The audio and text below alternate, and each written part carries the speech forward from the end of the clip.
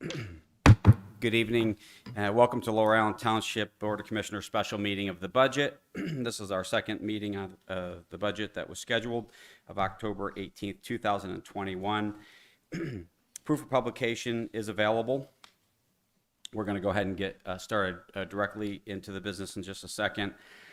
Commissioner Black is in the next room over, finishing up in the Development Authority meeting, and I expect he'll be joining us shortly.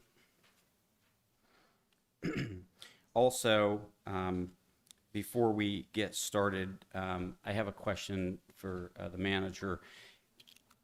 Assuming we get through all of these pieces of the budget tonight successfully, how do you see the next couple of budget meetings, the flow, and what we'll be doing potentially in 2 weeks?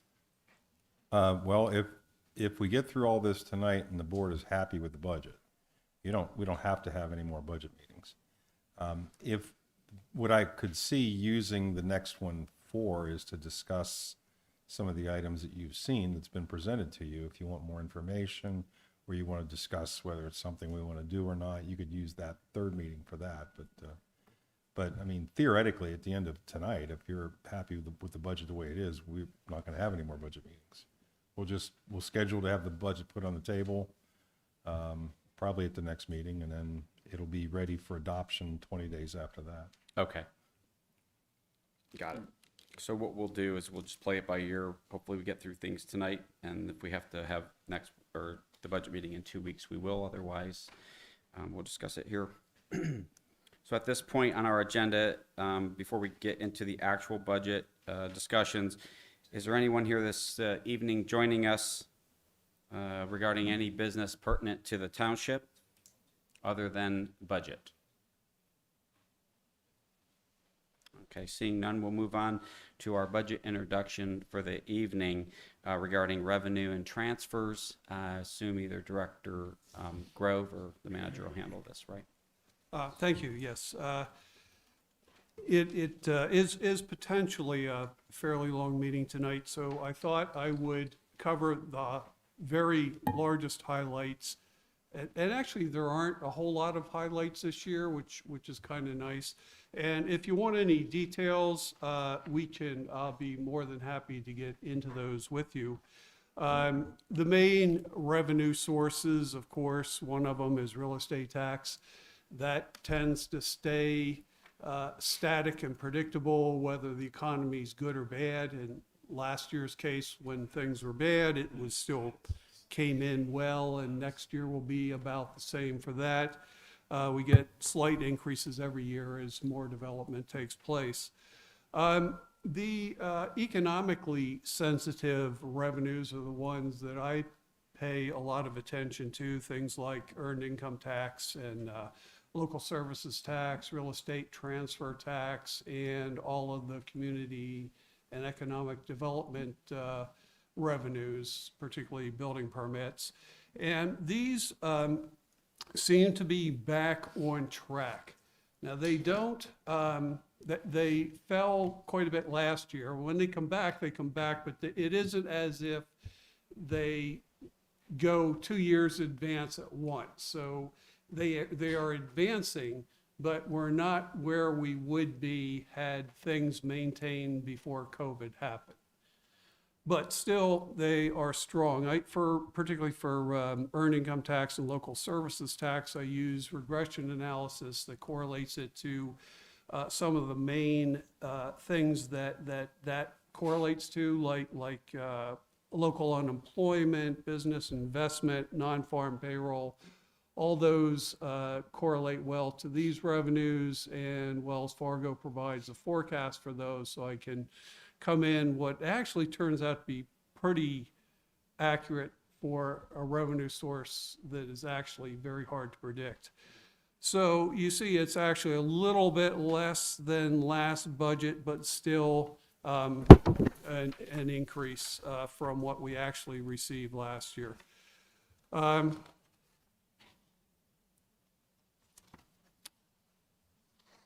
Going down to federal grants, which is on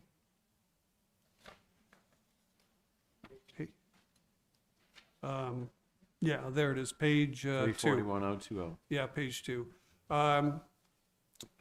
That consists of stormwater projects, which I think you're all at least somewhat familiar with. The key item in there this year is, well, I always call it the ARPA money or the COVID money. It is federal money that came from that act. We have 1,600,000 some this year came in. I'm sorry, 1,060,000 some came in this year. It is an expenditure-driven grant, meaning that when you have a qualified expenditure, you recognize the revenue. So it's going to offset something. So the revenue that's recognized is offset by projects. In this case, it is rooftop units for 300,000, which I'm sure they'll get into when they cover 409. There's a category of lost revenue that can be used on many, many items. So that is 470,000. Transfers, and you'll see these at the very end of the general fund budget. These are new transfers. The sewer authority asked for some money. We proposed $40,000 for next year. That would come from ARPA funds. So as you see the transfer in the very back under expenditures, there's $40,000 in federal grants to offset that. Likewise, for the Development Authority, there's $250,000 for sewer projects for the Bonton site. I don't think I'm allowed to say the Bonton site, but for that area out there. So that makes up a lot of what you see under federal grants. Going on to transfers out on page 5.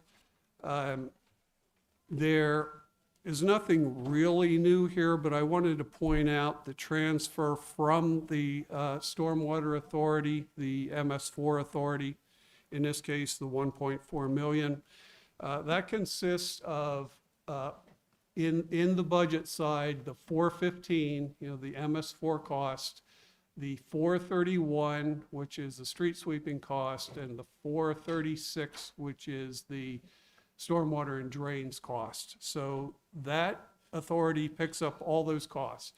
Those costs are run through the general fund and offset with a revenue here. So just keep that in mind as we go through the expenditures. Are there any questions on general fund revenues in particular?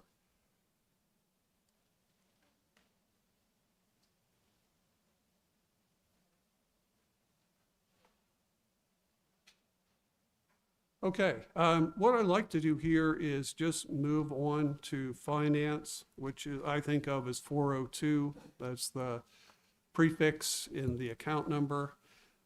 Starts on page 1, the next page 1.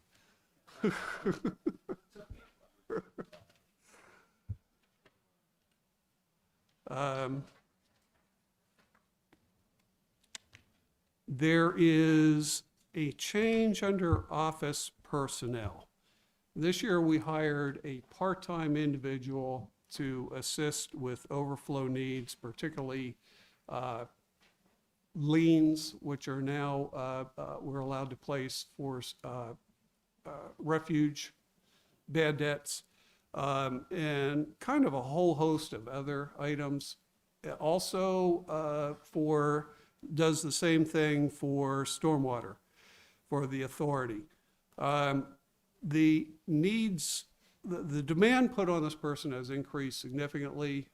Donna in HR has also drawn upon him and needs more assistance.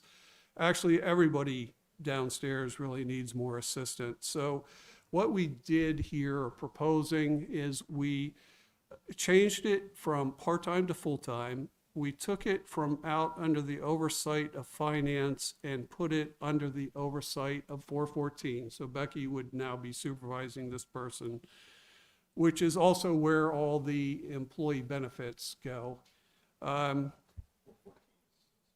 Yes, which is, Right, that's offset by the transfer in that I explained, so those benefits would be picked up by that revenue source. The entire benefits Yes. package for the employee, Yes. all of it would come out of the stormwater budget. Yes, they're all budgeted in the person's home account. So that would be this person's home account. Okay. Should this, should you want to keep this in here. And Rick, excuse me, who is her supervisor then?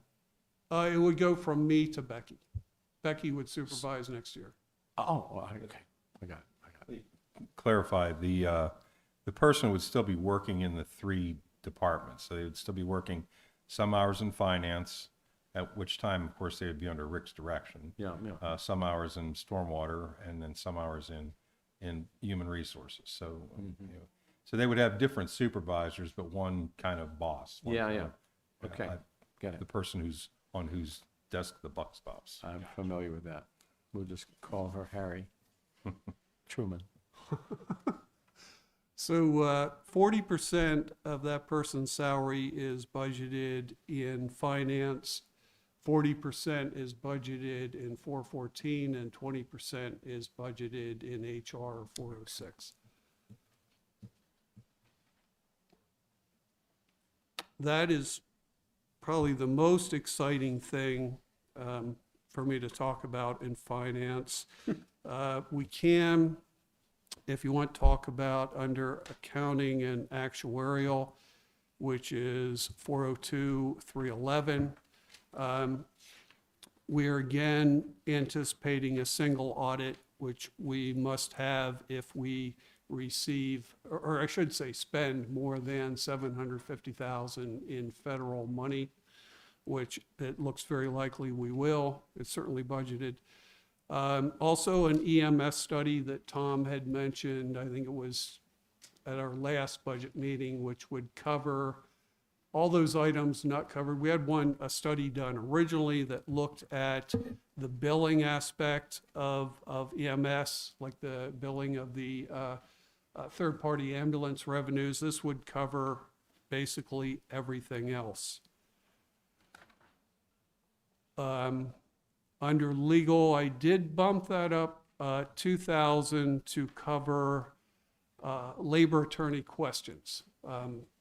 Things have become, they can get pretty complex these days with federal laws. I mean, we've had, it started out with Fair Labor Standards and all that, and they were complex, but we got through it. Now they seem to be coming fairly rapidly. I mean, you had Obamacare and you've got the COVID grants and everything else that all have strings attached. So if we want to, we could, if this stays in, we could contact our legal, our labor attorney for clarification as far as tax items, that type of thing. So I have a question on that, even though, I mean, it doesn't seem like a lot in dollars that you increased it, obviously doubling it, but it's just the dollars are small. If we didn't have it budgeted and we needed the services, I mean, what's the process for paying the legal services? We just Yeah, go over, just you just go go over straight budget. there. I mean, it's not like you need board approval. That's Right. correct. I mean, it was never in one specific spot before like it is now. We have called upon them for Heart and Lung Act clarification because it's very complicated and none of us had very much experience with it. Those types of things are coming up more and more.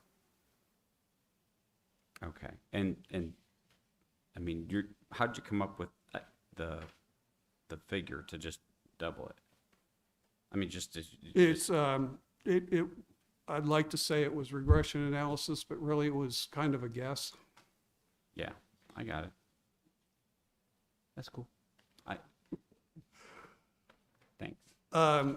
Next is 403, which is tax.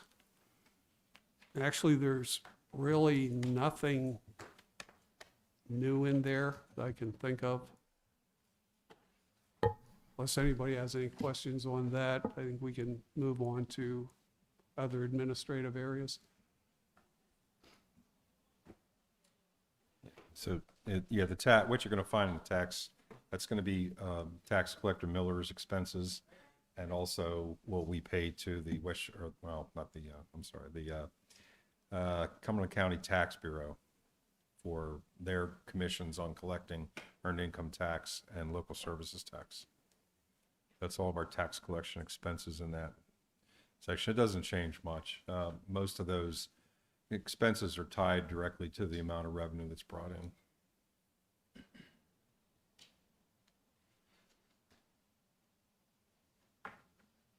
Thanks.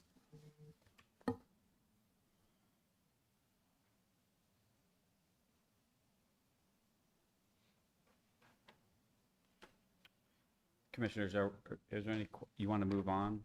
Is that? Yeah. Yeah, if there's no questions for the director, I think you're going to move on to HR, right? Or, We're going to move on to 400. okay. Yeah, we're going backwards. Going backwards to go forwards. Okay, and I think Brad's going to give me a hand with my PowerPoint presentation here. What I have on the PowerPoint is going to be the highlights, major changes, or things of note. So we can go through each line item if you prefer. Up there under salaries, just tap the, there we go. Under salaries of commissioners, it's probably the most uncomfortable one to talk about. Go ahead and tap it again, Brad. The recent rewrite of the first class Township Code increased annual commissioner compensation from $4,126 to $6,915. The problem is the increases are only available at the start of a new term. So only 2 commissioners will be eligible to get this rate in 2022. Those will be those 2 that are starting a new term. The others will have to wait until the start of their next term. Yeah, it's timing, so. But that, if it's my understanding, that has to be voted on. I mean, or you just, Oh, is it just passing the budget, or do you have to pass an ordinance for that? No, it's in the first class township code. We can approve that in the budget, and it's payable. I see. Okay. So again, you don't have to approve it. It's in the budget, but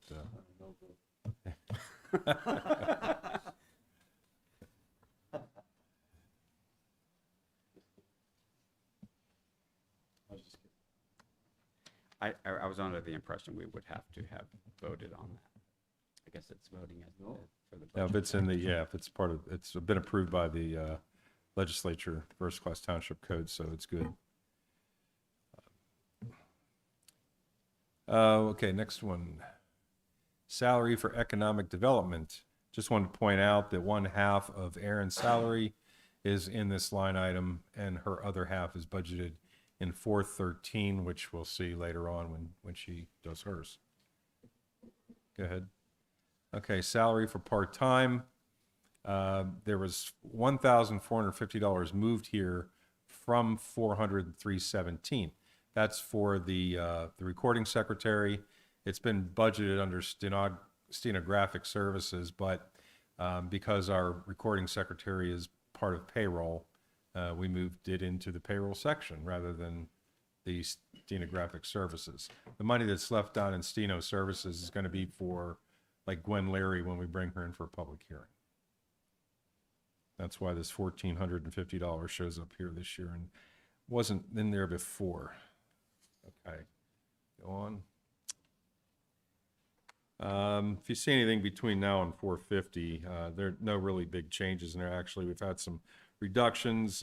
Gasoline, we're actually using a lot less gas than we assumed we would, so that we dropped that number down quite from $200 to $65. And I've got a chair in there for myself because my hydraulic piston's going, and every once in a while I find myself getting shorter. So, yeah, it's age, you know. No real changes to legal services or steno services. We do have website design in there under 318, which was in there before. This is design in this aspect is a misnomer. The design's going on now. What we will have ongoing is maintenance, so it'll be website management. I'm gonna have that changed, but actually it should say website management. Management, okay. Tom, That's $450 a month. I don't know if it matters since it's just a line item, but would this be Steve's old firm, and would we need to update that? Yes, yeah, that is the old firm. Is that something that needs to be updated on the line? I mean, it should be, just Okay. to be accurate, but it won't have anything to do with the final budget. So that's, is that We don't 406? adopt by Is line that item. 406? Um, 406 what? No, it's 400, 314, legal services. The first line we have there is DZMM, that's Daily, Zucker, Milton, and Minor. I got it. Mr. Minor no longer works for them, so we'll have to Got it. change that to, Kleckner, I forget who he works Caldwell for. Kearns. Caldwell Kearns, yeah.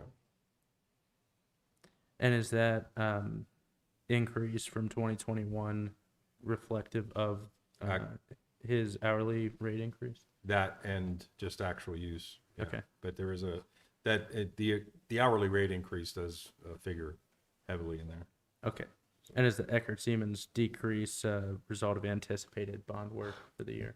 No, it's the decrease, the amount that's in there now is for anticipated legal payroll, like employment questions that we normally have. The reason it's a decrease is we had more money in there this year for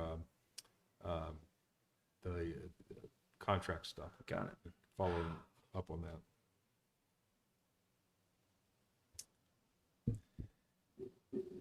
Let's see. I'm curious about the legal services a little bit, the increase. Mhm. Is that based on just what we maybe went over or what we're anticipating? Two things. That's what I was explaining to Commissioner Kutz. Part of it is due to an hourly rate increase. The other part of it is just more usage. So it's based on more accurate recent history as far as hours used. Okay. I'm sorry, I didn't hear it when you were explaining it before. And then the others, I don't anticipate any others. We had 3,000 in there this year for Cohen Law Group, which was for our cable, the wireless That was- tower thing. Those are monies well invested. We don't think we're gonna have any of that this coming year. And just to confirm then for Steve's or the solicitor's budget item, that number of 51,500 is exclusive to the general fund, so the Board of Commissioner meetings and the work he does That's for the correct. regular departments, not including Stormwater Sewer Authority or Development Authority? That's right. Okay. Didn't he just put in for a raise a few months ago? Yes, that's hourly rate increase.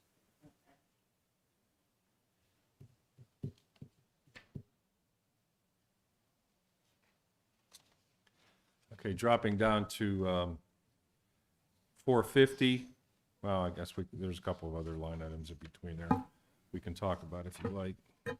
Tom, can I ask you about 318? I'm just curious. Yeah. Is that just generic website upkeep that it's No. just the cost of running the website? Now, that's our specific $450 a month fee to Guardian Designs to actually manage our website Okay. and make whatever changes we want to make. So all changes that we want to make are included in that. Got it.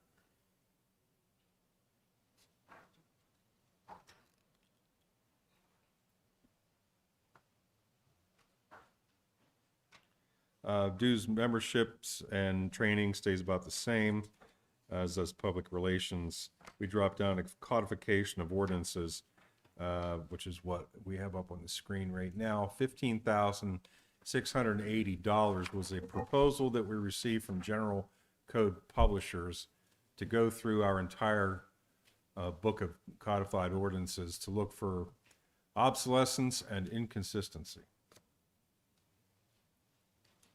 I don't know that we've ever had that done. If we have, it's not been in my recent memory.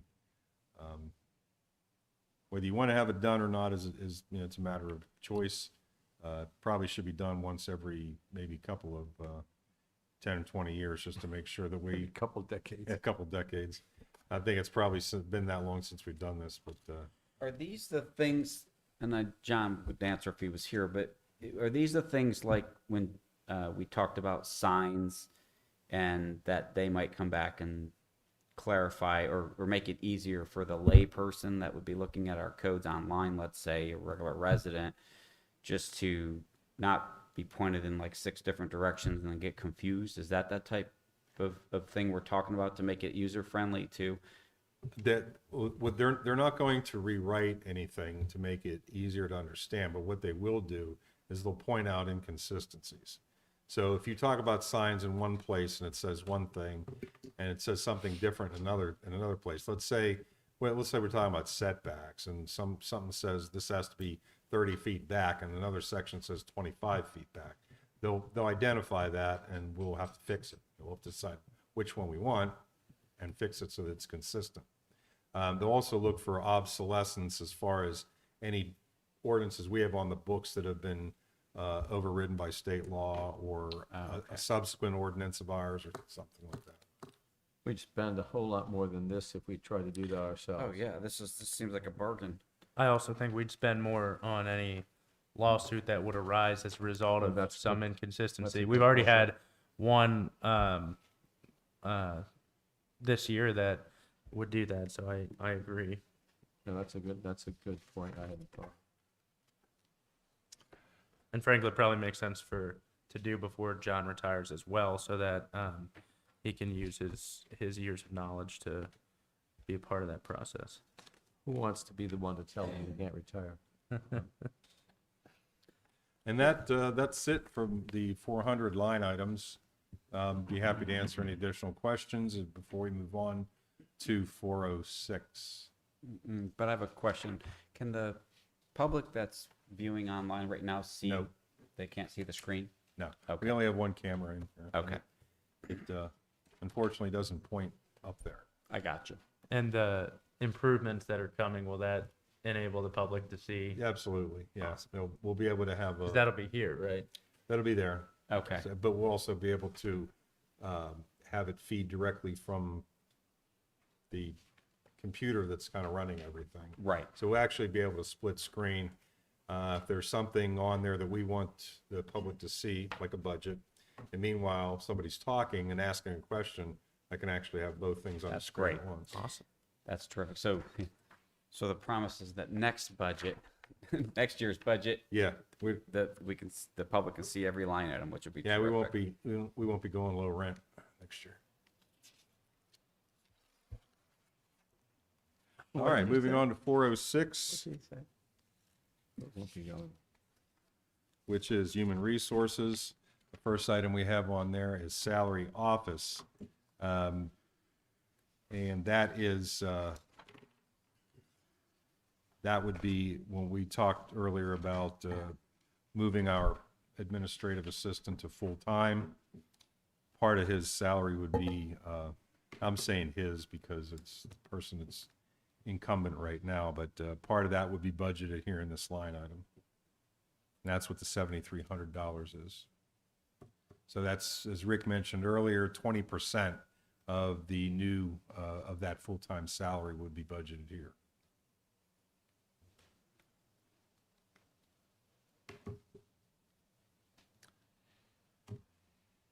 Okay, next, health insurance. This is a rather large jump, and this is due to our HR coordinator is joining the township's family coverage. Won't go into the reasons, but it's necessary. So she's certainly eligible for it. Okay, next. Software and licenses. This is part of the Edmunds upgrade, I believe. There was not a separate module before. Edmunds does have a module for human resources that ties in with payroll. So we're taking the cost of that module and charging it here under 406.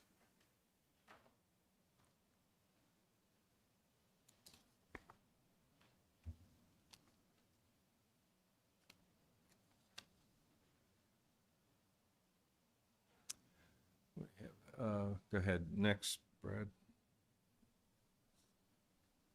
All right, well, there's nothing more in 406 to look at, then everything else is sort of kind of the same and boring.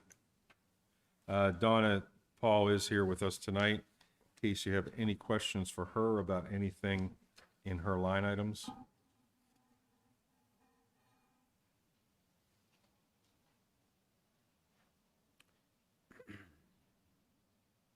The only question I would have, Donna, is I mean, I'm sure you've gone through this. So when it seems like we're entering into a very competitive market for employees in the times to come here, do you feel like the budget you have to attract those employees with advertising is adequate for what you think might be coming down the pike?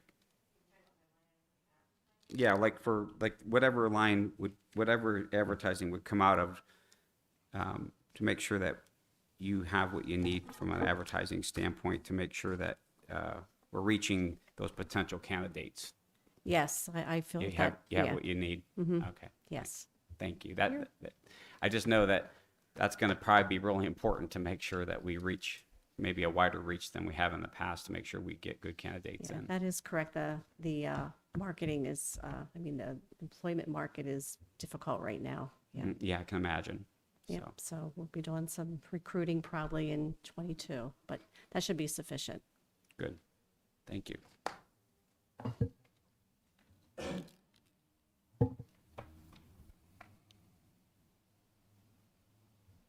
Okay, no other questions on human resources. We'll move forward into Department 407, which is our information services. First item we have under there is under 260, which is minor applications. It went up by quite a bit, 19% over last year. That's nothing new. It's all just Microsoft 365 licenses and our security licenses have increased quite a bit. So Microsoft Office 365, it's not just license costs, it's also the number of licenses. We add a number of licenses every year from additional users. So it's getting a little expensive to maintain Microsoft 365 licenses, but Tom, for 2021, there was UPS maintenance.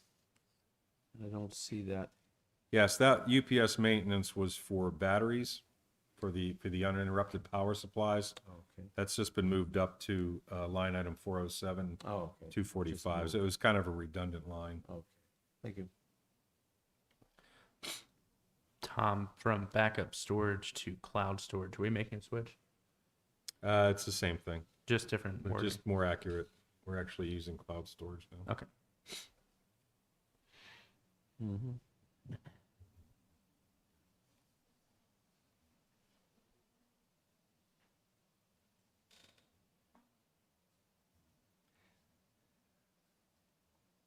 Okay, dropping down to equipment, we have been budgeting for time immemorial, $18,500 a year to replace workstations.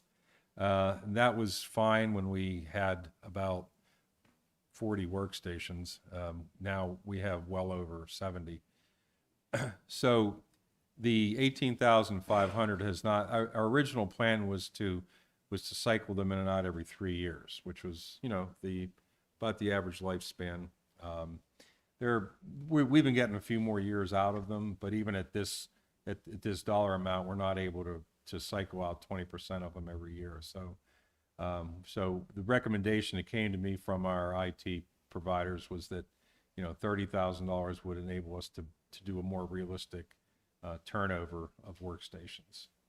So we'll still try to get as many years out of them as possible, but what happens is if we go too long, then we're getting breakdowns, for lack of a better word, or during the day, just as somebody's trying to work and all of a sudden something stops working, and now they're unproductive until we can get a new part in or a new replacement, whether it's a monitor or a motherboard or whatever it is. So it didn't want to increase that annual expenditure like that, but I think as long as we've got everybody computerized, we're going to have to do it. And also in that line item is $27,000 for a new telephone server. I think we're into year 7 on our phone system, and it's just it just like any other server, it gets old and has to be upgraded. So.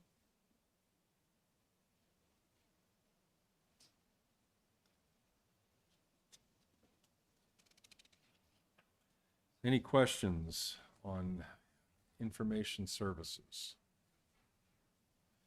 Okay, we go on to municipal building, and we have Scott Emerson with us here tonight in case you have any questions of Scott, but I'll go through and try to do this justice.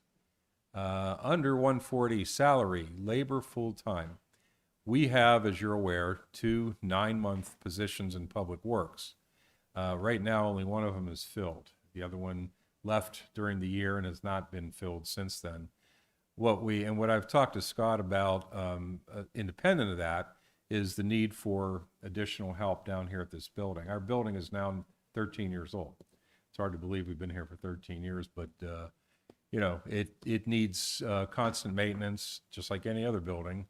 And what the idea that we had and we came up with was if we could take one of those 9-month positions and make it a full year position, that person would be available to work in highway and parks, you know, whatever, during the 9 months that they normally would.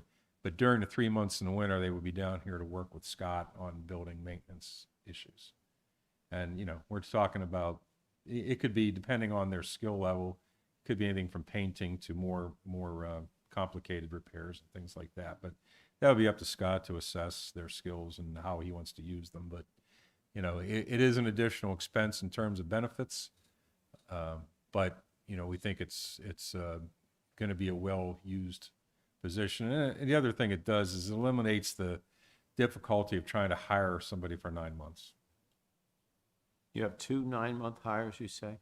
Normally, we do. So you would have one 9-month and one 12-month? Correct. Have you calculated what the added with benefits and everything will? Yeah, it should be, it's probably not in this line item, but, well, the $8,700 is the salary. It depends on whether the person's going to go for single health care or family. Family health care is going to be probably over $20,000, whereas single coverage is about half of that. That would all be budgeted in Public Works, because that would be their home account. So you would have, again, $10,000 to, let's say, $22,000 in health coverage, and then probably another $3,000 for pension contribution, depending on how much they put in. I think we're putting in 2%. 8%, 8%. Oh, that's right. We're putting in 8. They're putting in 2. Okay, 8%. Give your microphone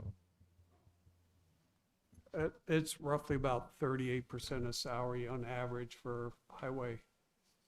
Well, I call highway for Public Works.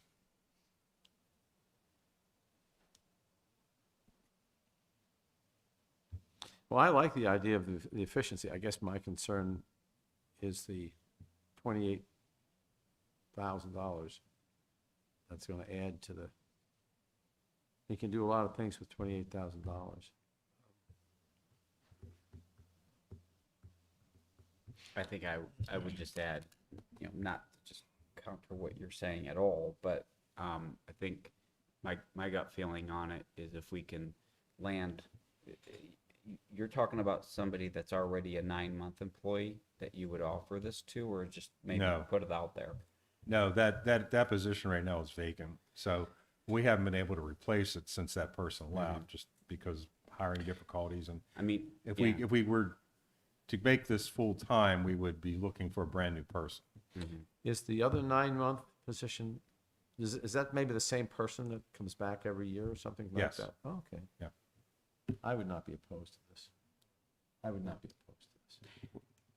We've been lucky in finding people who wanted to work for just 9 months. Well, that's my concern moving forward, is trying to find a seasonal pool of people moving forward. I don't know where the labor market's gonna go, but it seems to me there's gonna be people that are gonna want some security. I mean, the municipal government is a good, security for these type of jobs, and hopefully when we secure somebody, they stay for a long time. Well, evidently that 1 9-monther is a repeat, so that person's with us. Well, that's So promising. the one yeah. that's empty, I don't think I'd be opposed to this. Because, You would offer him employment again? No. No, we would just be advertising the position from scratch. And then, I mean, every time, if somebody's off for 3 months, there's a better chance they're gonna go elsewhere, and maybe find a job, and this is kind of my point, and then we're training somebody to do that work. And that's concerning, considering we took, 6 months to find a position a few months ago. And so that would be a concern of mine in this. So I mean, I'm for it. I think it would be a wise idea to do it. Not to oversell it also, but it eliminates the difficulty of finding somebody that wants to come here and work for 3 months in the winter. Part-timers have been difficult to find, Right. so. That 9-month employee, does that person get unemployment for the other 3? That's a good question. I don't know. Do you guys happen to know if? Donna might know. Okay. The 9-month employee would be eligible to apply for unemployment for those 3 months of the year that they're not working for Lower Allen. That is correct.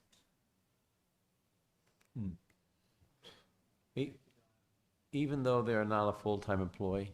Even though they're not a full-time employee, that is correct. If they're a seasonal employee, they would claim lack of work, which is the reason, it's Yeah. lack of work. So those 3 months, they would be able to apply for unemployment. And that says nothing untoward about the person. I mean, that's Right. the way seasonal employment works. But It's kind of hard to believe because they, apply for that position knowing it's 9 months, but they would be eligible and would be able to receive unemployment. There's a class of people that like those kind of jobs. Mhm. absolutely. They come Thanksgiving time, they want laid off, they'll go cut wood and collect unemployment. And I mean, I like the idea that we're still hanging on to an employee, a seasonal employee position, because I think that's prudent to do where we can. But I think I'm usually more in favor of hiring part-time people. In this case, it's not really part-time, it's seasonal. And I think this would be wise to do. This is Well, I one I think- would be in favor of. I think that this takes a burden off Scott in that the work is going to become, I hate to use the word routine, Scott, but something you don't have to keep training somebody Right. new all the time to do. And I think it's something we can do personally.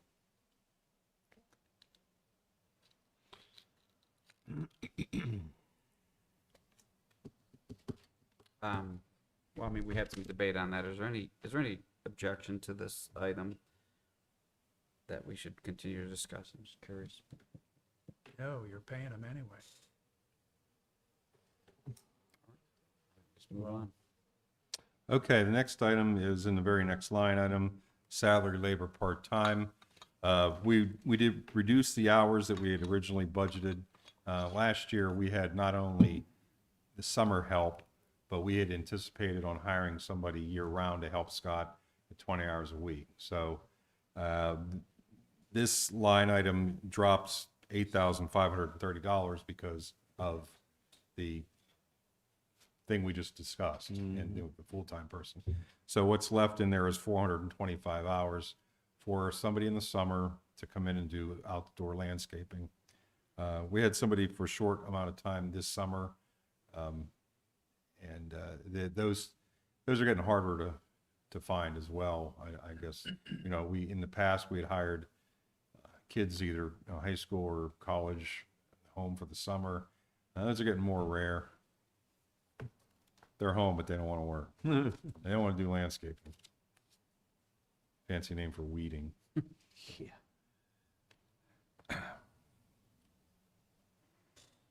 Okay, next line, salary under Public Works. We did have money budgeted here in the past, but no time was actually being charged there by Public Works, so this line item was zeroed out. They do, most of the time, the work they're doing down here is cutting the grass, and they're just charging that to the regular home accounts, $430. So we just got rid of that line item altogether. Okay, next. Under minor equipment, we do have several things in there. This year, we have $1,400 for another refrigerator replacement. You may have remembered this discussion from last year. We have 4, 5, 6. We have 6 refrigerators in the building, and we've replaced, how many, Scott? 2. We replaced 2, so we have 4 more to go. Tom, is this something we're going to replace all 4 eventually, correct? That's correct. And is your plan 1 a year? Correct. Are we anticipating any inflation with these that it would make more sense to do more now? I mean, we have a surplus this year, so does it make sense? And Rick, even looking at the long-term prospects to do these at once, or are they of the condition that they're the ones that haven't been replaced are okay for a few more years? Yeah, the 2 worst ones have been replaced. Okay. And that's why we're hoping to get 1 a year through the rest of them.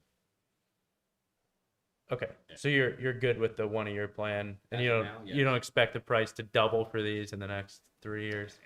That I can't tell you. Mm-hmm. No sense ordering them probably on the, out in the bay anyway. That's right. That's right. I mean, it's a great point. I don't know how we get there, but I mean, I understand it, because that's what we're hearing. Oh, yeah. I don't know where things will be. But so can we anticipate next year we'll probably be looking at another one Correct. regardless? Yes. Okay.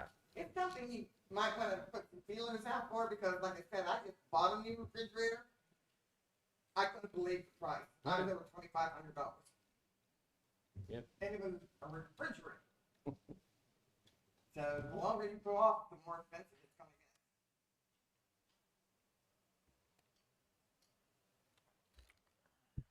get. Okay, we'll be happy to double that and get 2 of them. I don't think it's a bad idea. I think the Commissioner Cook's point is well made. It'd be I cheaper agree. dollars, I yeah. mean, when we buy them, they have warranties. Yes. Yeah, I mean, I think we're going to be saving money from this year to next year. If we're talking 5 years, maybe things will change, but I think it's a great idea. Okay. If everybody's not opposed to it, getting it while we can get Now, them. I think it's something you definitely need to look into, because the longer you wait, the more it's going to cost. Right. Scott, don't go out shaking your head. We're really here. It's really us. This is really happening. Good catch, Commissioner Goods. Yes, really. Thank you. Absolutely. There's $1,000 in there for cell boosters. Some parts of our building get really weak cell service, and these would boost the service, the cell signals throughout the building. $1,100 in there for hands-free paper towel dispensers. This was really brought to light because of COVID and people not wanting to touch things in the bathroom. This would be, theoretically, this is probably, I mean, it's only $1,100, and we've got bigger fish to use the ARPA for. I know the ARPA funds for, but this could theoretically come from the ARPA funds because it is a COVID personal protective equipment type of thing. Same thing with the next item. We have a $1,200 in there for a new clothes washer on the 2nd floor. The one we have is 13 years old. Needs to be replaced, and that also is a concern when it comes to things, bedding and other things that other people have used. You know, of course, we want it to be nice and sanitized for their protection.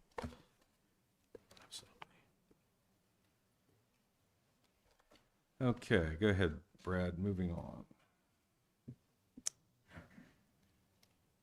Under 373, repair and maintenance of buildings.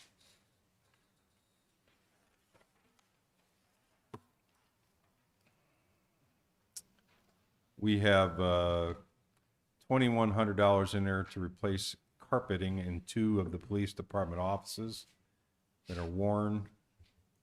I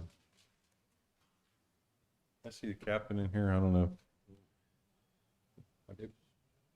Captain Crone here? Nope, just Dave. Okay. If you have any questions on that, I don't know, Dave, that if you the can 2,100? speak to that or not. Yeah, it's $2,100 for carpet.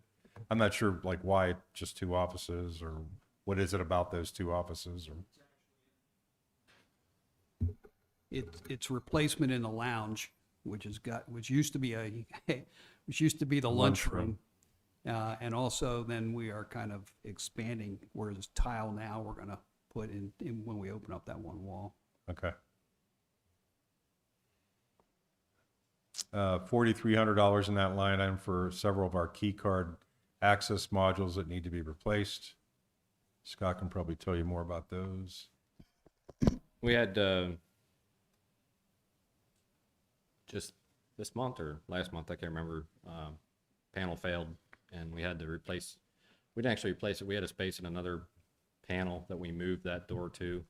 And, Choice discovered that, to get all the other panels back online, they had to do some strange reboots. So they're saying that the panels are starting to fail, so they just need replaced. Scott, can we back up a bit under drive it, repairs and maintenance? What's causing the problem? Age, there's cracks from settlement. The area over would be the second floor kitchen is leaking. So they're suggesting sealing the cracks and painting it with silicone paint. I know some of the first versions of drive it, animals got into, Yeah, no, but this is strictly age. yes.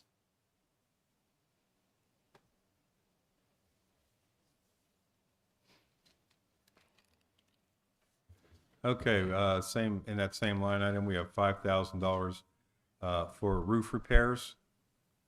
Scott, you want to explain where those are? Yeah, that was a placeholder. I still haven't gotten the quote back yet. We have an area over the police women's locker room that's leaking. It needs some flashing repairs done. I don't see that. It's on the very here. top of the Here it next is. page. Top of page 4. The only- Yeah, top of. We kind of breezed right by it, didn't we?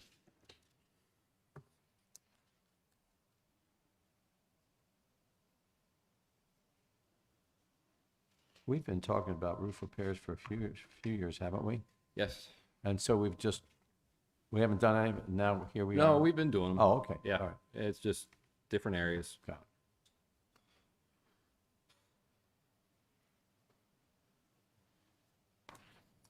I kind of didn't include it in the presentation, but if you look back up the top of that previous page under utilities, you can see that we budgeted 5,000 and 2,000 respectively less for electricity and gas. This is just a reflection of what we're actually spending. I think we've done some things in the past few years to make things a little more efficient. So it's having an effect, saving a little bit of money there. Okay, next, Brad.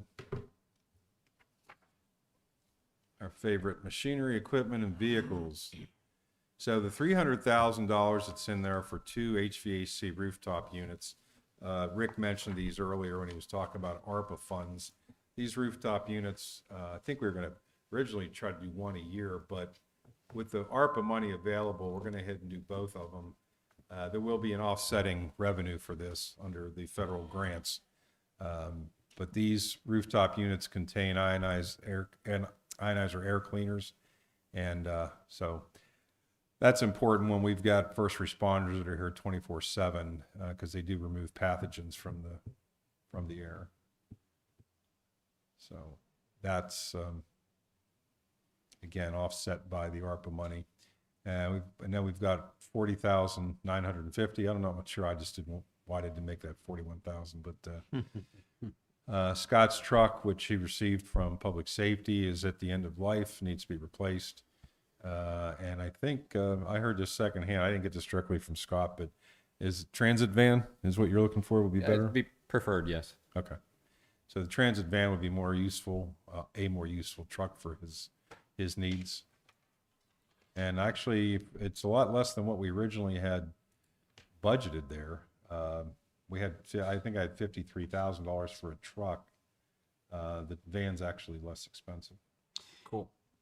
You know, whenever I see an item like this, it takes me back to my first 4 years on the board when the township manager's vehicle, you could see through the floorboards and see the road.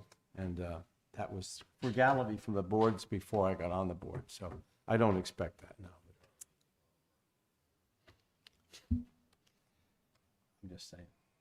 You know they use it. Yes. So are there any more questions about Anything real. municipal building?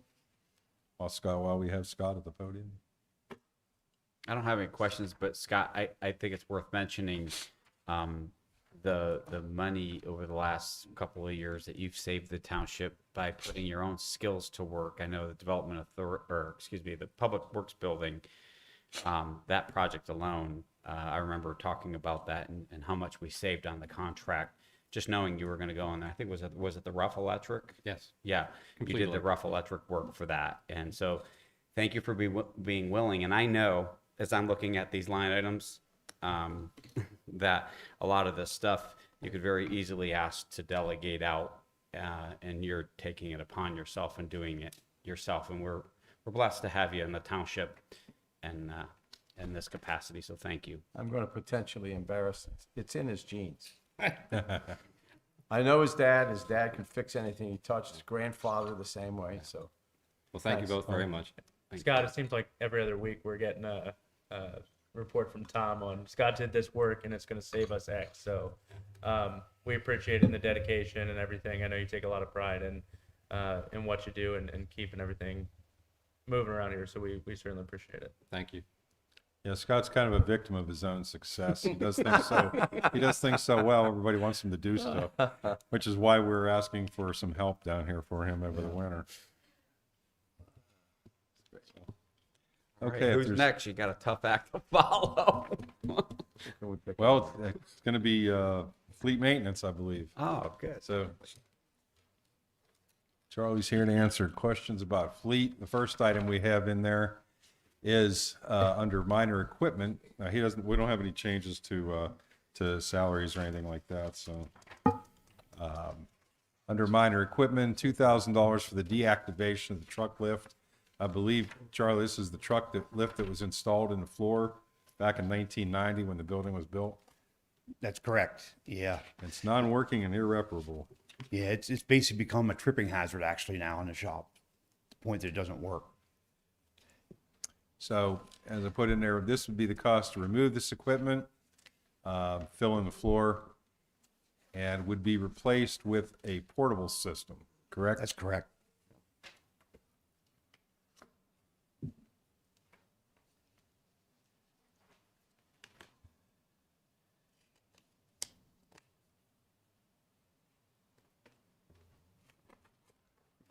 Okay.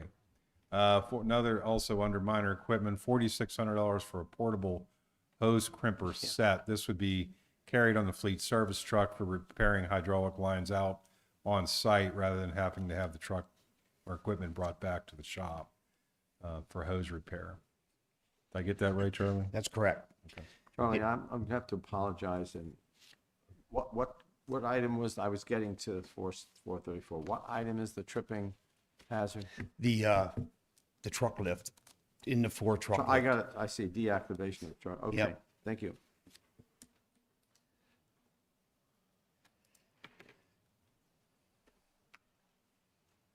So over the years, we've been adding some things to the service truck to be able, for the guys to be able to go out and do more on-site repairs and things like that. So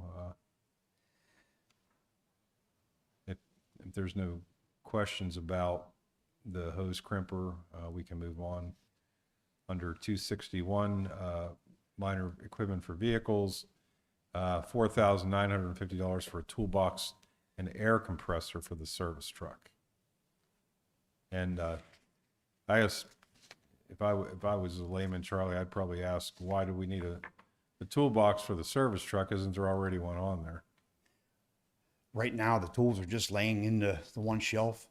So we're just asking for a toolbox to put them in the shelf, keep all the tools separated, because now they're just thrown right in there. When you say a toolbox, I mean, I'm just curious. For a service truck, you open up the one side door, there'll be drawers to pull out for tools, just like your home toolbox in your garage, just a smaller version. Okay. This is a So you're not talking $5,000. about one of the Nope. That a truck. Nope, it just would be 2 foot max, probably 4 feet high, 3 feet high, something like that. Toolbox. And it's $4,900. Well, that's the combination with the air compressor. All right. So those two Okay, together. now I I'm get it. thinking, holy I mackerel, was this gonna thing's say gonna be that's gold 3 plated. times the price of his refrigerators. Yeah, right. Yeah, with the hose Could you crimper, use we're a gonna need, refrigerator instead? You know? yeah, that's an expensive toolbox. Okay, so that's Yeah. that's combined. Yeah, with the hose crimper, we're gonna need a way to run it so that the air compressor would do that, serve two purposes, the hose crimper, and then a way to change tires on the road if we need to, on a truck and run a snowstorm or a police, whatever it might be. We have the capability of doing that. Got it. And the other two things in there are a MIG welder and the welding table, and a plasma cutter, which is, well, a plasma cutting torch. And Charlie, you want to Yep. fill in the gaps on that a little bit? The MIG welder and also the plasma cutter have been in this township as long as I've been here. So how long they were before, I don't know, but they're old enough that we can't hardly find parts for them anymore. The plasma cutter won't allow us to cut maybe 1/4 inch steel. No one will allow us to cut up to 1/2 inch steel. So you start talking some snowplow frames that are 1/2 inch thick. So this will be able to cut through that if we need to for any reason.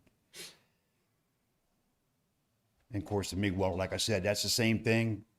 It's hard to find the parts for that too. So Charlie, maybe you're out in that weather and you get something that's just frozen and you're not gonna get it off, so you cut it off. Is that what we're? Correct. You can do that.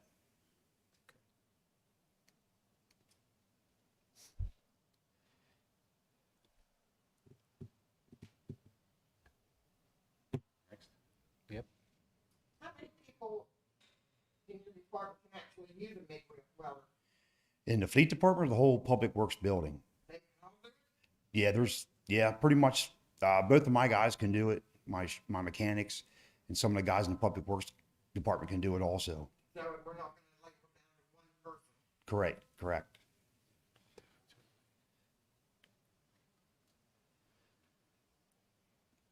Good question. Okay. Under 421 for training, there's a $2,000 increase in there for training for the mechanics. Charlie, what's that for specifically? Do you have something specific in mind?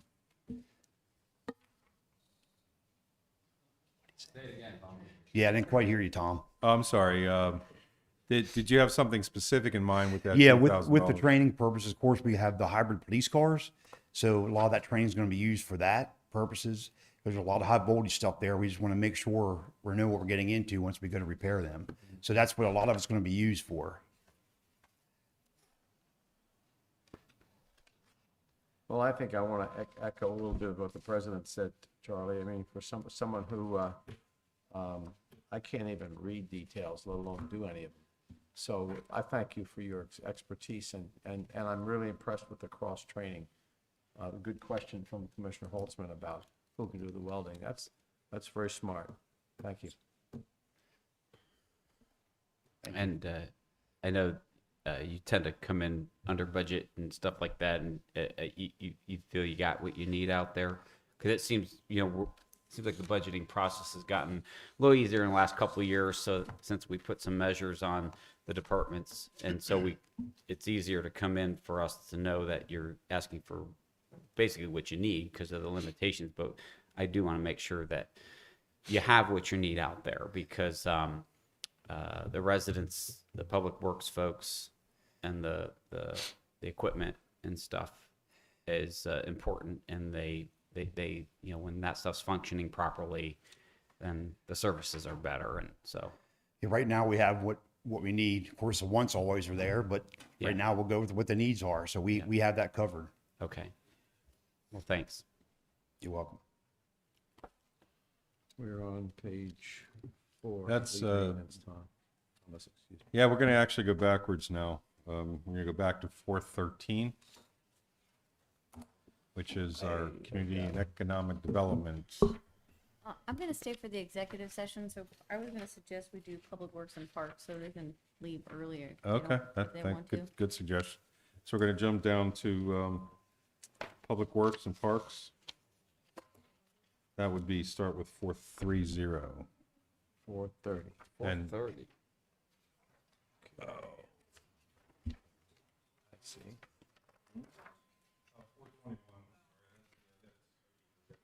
Going backwards.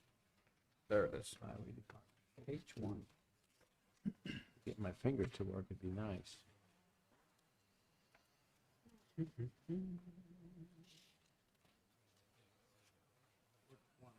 Four.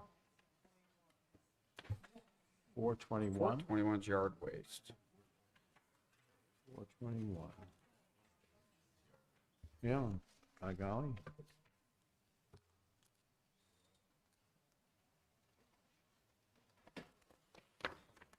Take this the wrong way. I'm gonna take a break.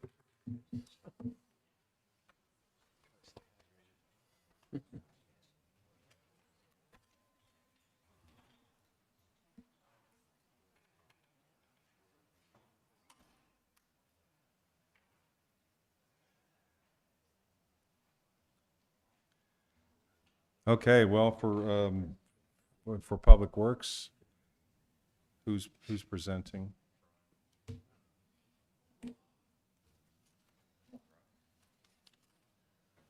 That's line item 421 is where we're starting there. That's yard waste.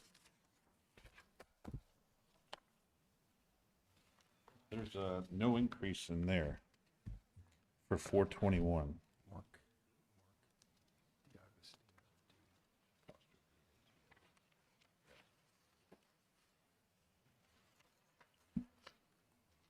Right? Same with 430. 430 is general highway. Yes.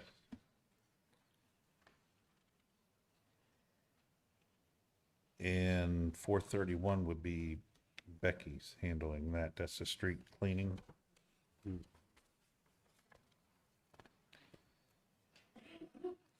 433 signals and signs. Tom, you put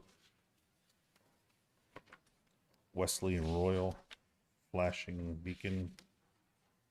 Yes. There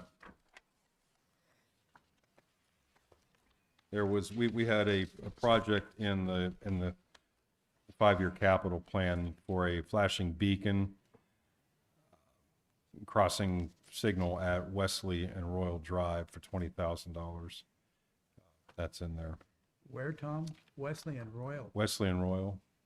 Yeah, across from the Wasp Park. I think that's a great place for it. A lot of pedestrian traffic across there.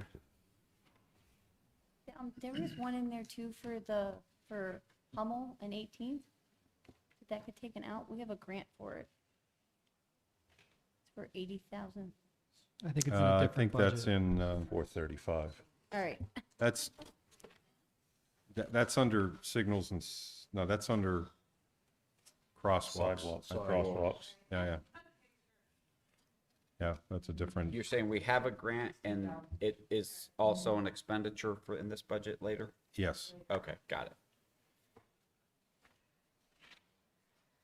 We have something in there, and this, I pulled this directly off of the 5-year capital plan. So it's Century and Wesley traffic mod, and I'm not sure what mod stands for. Module, maybe? Modification. Modification, okay. Century and Wesley, and again, Wesley has no T in it, so. Wesley traffic modification for $12,500. What is the modification, Brad? That's for the new signal at Century and Wesley. We've been getting complaints from a lot of residents for traffic trying to turn left onto Wesley from Century, especially with the addition of the PA American Water building. During certain times of day, it's difficult for them to get left because they don't have a left arrow, and there's truck traffic coming from the other side of Century, constantly turning right to get to 15.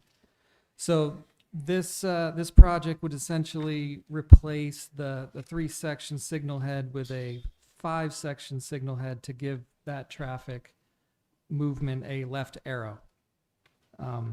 And then this cost includes the design, the permit, and the replacement or modification of the signal. Is this the one that comes out of the plaza? Right Yes. there next to, between the gas station and the McDonald's and Yep. all of that? No, not that one. Not Next that one up, where the new Century. Okay, because there's still an issue on that one too. Yeah. I mean, both Yeah, those there's no left turns signal. are a nightmare. Yeah. Brad, is this subject to any sort of PennDOT approval? Yes, it'll have to be a modification to the current traffic signal permit. Okay. And we'll see that on an agenda in the next couple of months, presumably. Yeah. Okay. Maybe.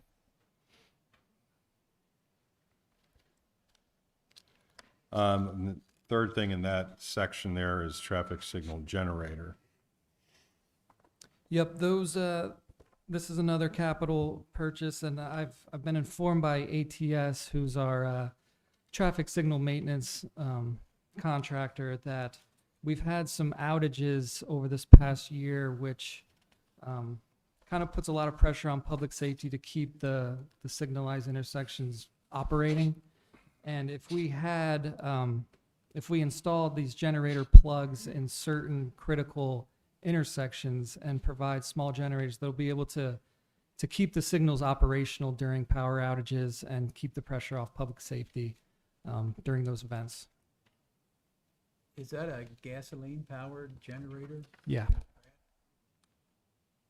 So it would start automatically when the signal goes No, I believe ATS would have to go out there and get it running on an as-needed basis.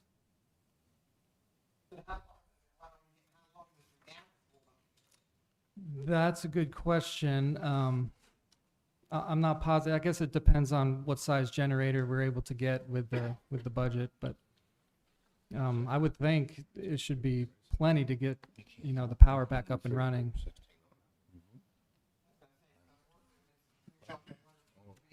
Right. Is there a natural gas line in that area, Brad? Right. Yeah. Back and forth. Yeah. Brad, is there a natural gas line in that area? That I'm not sure. I mean, a couple of the signals were at 15 in Rossmoyne, 15 in Wesley, so there might be gas lines in the vicinity. The others are at Simpson Ferry and Wesley, and Simpson Ferry and Lower Allen. I'm not sure. I mean, they're major intersections, so the possibility of having a natural gas line in the area is pretty good, I would think. And the cost isn't going to be that different. In No, the I wouldn't type, think right? so. So it's a matter of approving the need at this point, and then the details of what we would put there, if there's whatever the best solution would be, I think would be at a later date. And natural gas would be ideal.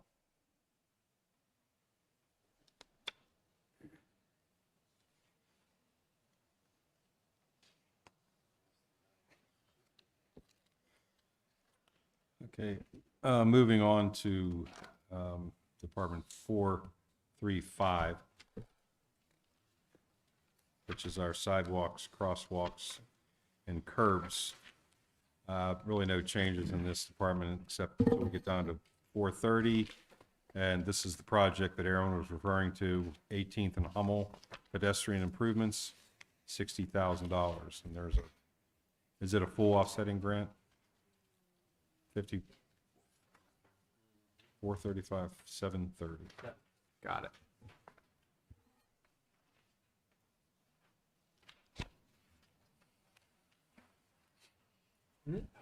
Aaron, the grant, I thought you said 80, this says 60, is it only?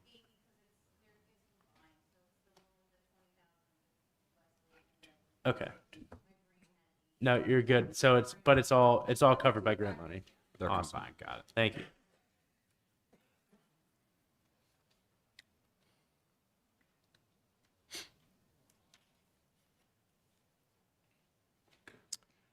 $436, I believe Becky's covering that as well.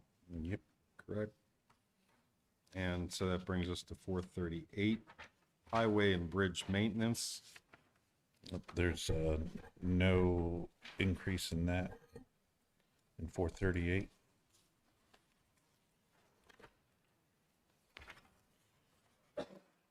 Uh, 440, 260, replacement of a refrigerator in the lunchroom. Run on refrigerators tonight. Yep. I know where you can get a deal. Might I ask what's wrong with that one? I'm just What is kidding. it? It's 25 years old. We heard this we heard it the last 2 years, that's all. I can't imagine the thing's still running based on what we've heard in the last 2 years. We've been pretty hard on refrigerators. That might have been one from TMI also, so. Hand me Kind down. of hard to do a prank call on these guys. Hello, is your refrigerator running? Yeah. No. All right, that's the end of the joke. Yeah. Oh, man, I hadn't thought about that in a while. 440, 373. I'm sorry, what did you say? 440, 373 Okay, got it. on the back. The sign shop double exterior doors. We've been replacing doors with the fiberglass, and this will be the last set. That's about halfway down that group of items there. Sign shop double doors, $7,100. Oh, yeah. Does that doesn't include key reader, does it? Card reader? No. That's just the doors itself. Yeah. Yes. Tom, if I can go back, 44321 Comcast, is that internet provider over there? Awesome. 44321. Communication expense, $4,000 in there listed for Comcast.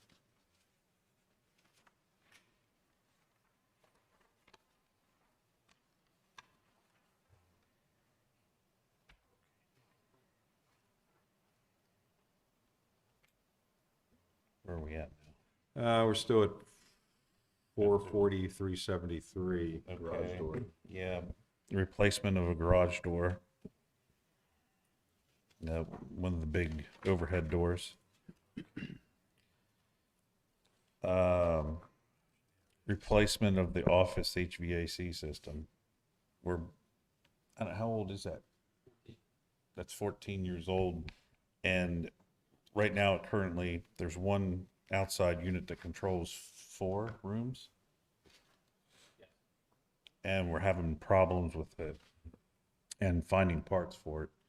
So Scott suggested splitting the rooms up so we have individual units for each room. This is at the highway shed, right? Right. Okay. Yeah. And new security camera monitor and hardware. The system we have now is kind of outdated. We can't zoom in very clear to get license plate numbers or see the vehicle and what they're doing at the brush pile Oh, yeah. or in a dumpster. Now, how many camera angles do you have on this system? Right now we have 3. We'll be adding another So camera. right outside the office, at the brush pile, at the dumpsters, and where's the fourth one gonna be? On the main gate. Main gate. Okay. Good idea. I'm gonna have to quick prank it from you when you do that.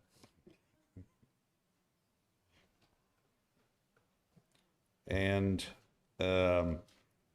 HVAC system for the fleet office, so Charlie doesn't overheat.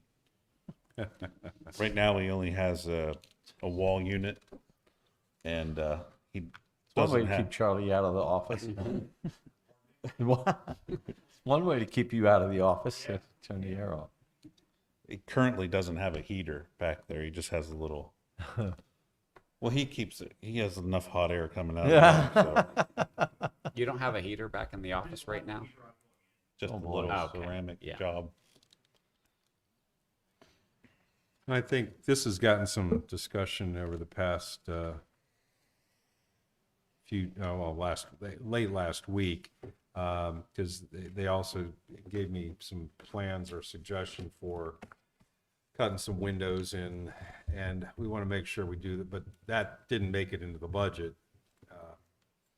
before it went to, or before it was ready to go. So that's something we still like to do. I think I have an ongoing discussion with Charlie and Scott about, when we're going to do these things and in what order, and so it's all kind of part of the same project as putting in the windows and the HVAC system and all that for the fleet offices. Can we expect that in maybe at our next? I wasn't planning on including that. It was just- going to be the same dollar amount, but maybe not for the HVAC system at first. Maybe. Isn't that plug-in heater a safety factor? Could be. I think if you leave it on when you leave it at night, maybe. Yeah. Well, I think we need to be careful that we're not trying to substitute pragmatism with efficiency and doing the right thing. It's one thing that if you're using Band-Aids to take care of things.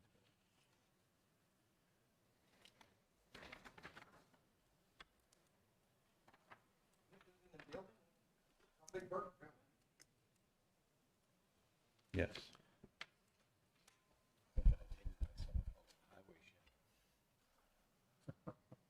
And lastly is 455, 372. There's $5,000 for tree removal to have companies come in and cut down trees that we can't do safely. Just on various streets? Yeah. Got it. Yep. Yeah, that We was, did. that was an addition.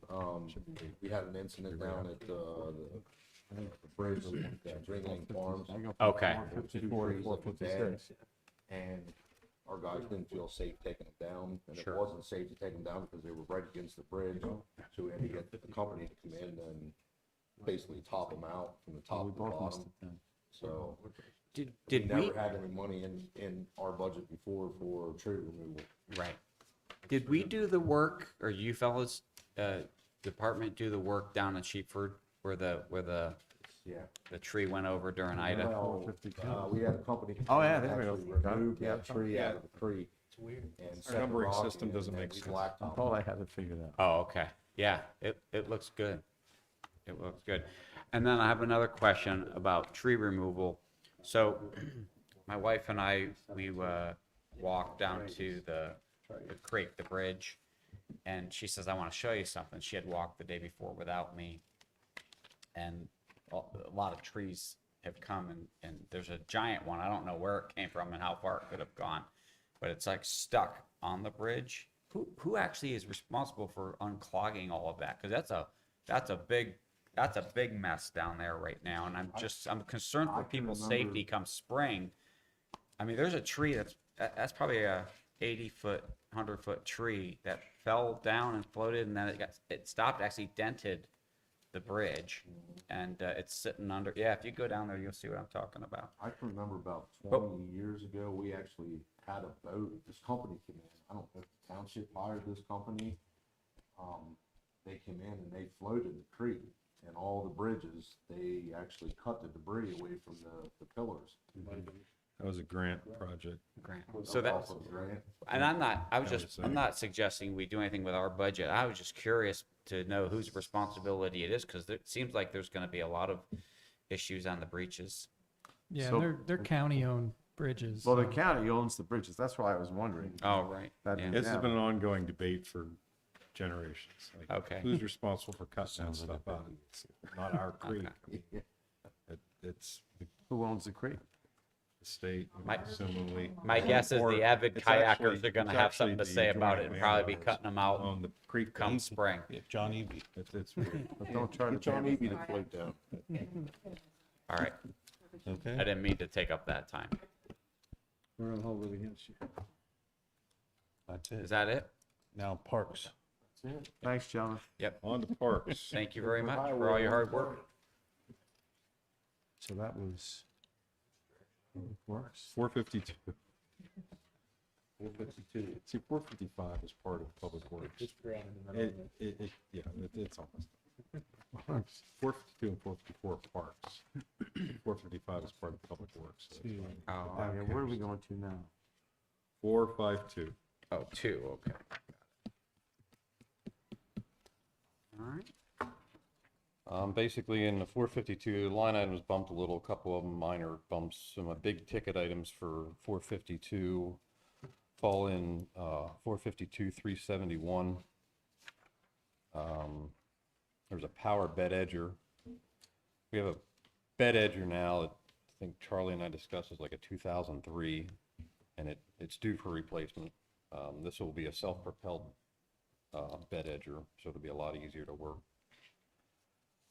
That's for $4,900. 49.75? Yeah. Yeah. Tennis court lights, we're still trying to replace them. We have to get 10 more tennis court, basketball court lights for up at Wasp Park. That should be end of them then, Scott, right? That should be enough, yeah. What are the excuse me, what are the bleachers made out of? Aluminum. We're trying to get rid of aluminum. Remember the days when the splinters were marvelous. There's still some out there, Yeah. believe me.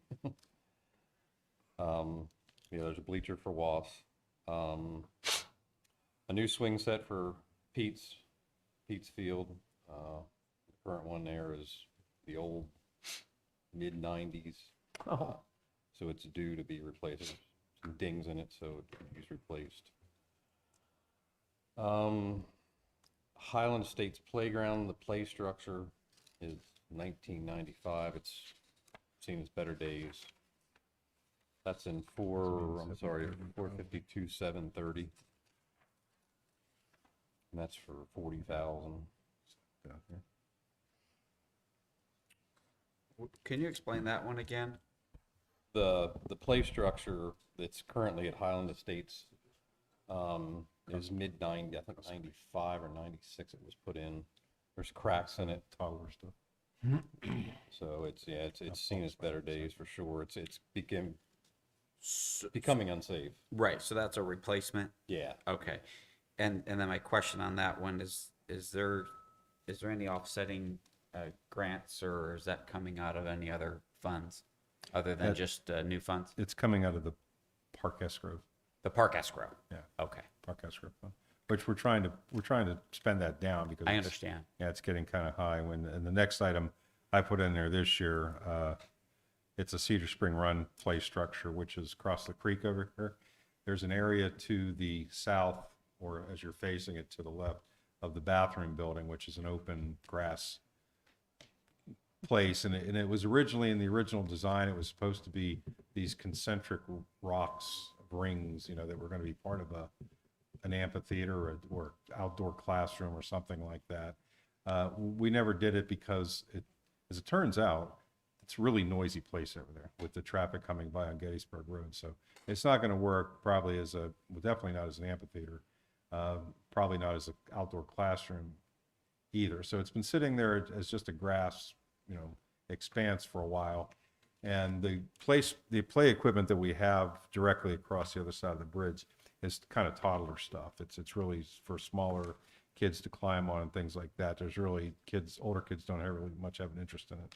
So we looked at putting some sort of play structures on that grass field. And I was going for something that kind of fit in with the nothing real colorful, the plastic kind of stuff, little more woodsy stuff that would fit into the area a little bit better.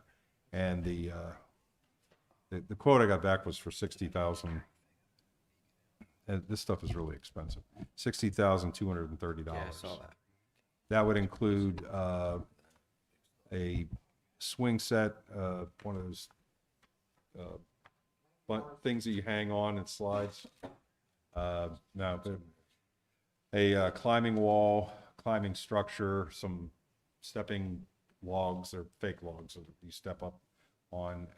There's a couple of other things too. There was a bouncy animal in there. But anyway, that's what that's for. So that's if we choose to do something with that space. Right. This is the kind of a thing where my first thought was, well, what kind of activity do we really get? And of course, the answer to that is not much probably, because right now it's just a green area of green grass. So it's when you need to go and get your crystal ball out and say, okay, are we really going to attract $60,000 worth of activity? And we do that? I don't know the answer to that. Well, I think the one nice thing about this area here, and Commissioner, I was thinking the same thing. What neighborhoods go to which playgrounds, and it seems like most of our neighborhoods have a playground to go to. I think this helps anyone over in the Cedar Run Apartments and over off Beaver Road there, and pretty much the neighborhoods that extend up here off of Gettysburg Road. I don't know the answer to your question in terms of how many, but my immediate thought was this would be a park that is safe walking distance for kids from those areas, that they can at least come down through and cross the bridge and in, that probably wouldn't have another park right now. See, and I didn't think this being very quiet or safe at all. I mean, it's the train goes right by, doesn't it? How do they? You'd have to be driven here, I would think. I don't see kids riding their bikes or. They actually walk up over the tracks, down through the woods, and then cross the bridge. They cross over the tracks. Okay. I probably shouldn't say that. Well, in a public meeting. A So lot of people do. Yeah, I mean, the Yeah, township tried in 15 yeah. and 16 For to an get accurate- Norfolk Oh, Southern absolutely. Yeah. Dan and Flint and Norfolk, I yeah. went down there and checked it out. perhaps it'd be worth it then for another pass with Norfolk Southern on having a pedestrian crossing and exploring that possibility again. Just That money's gone.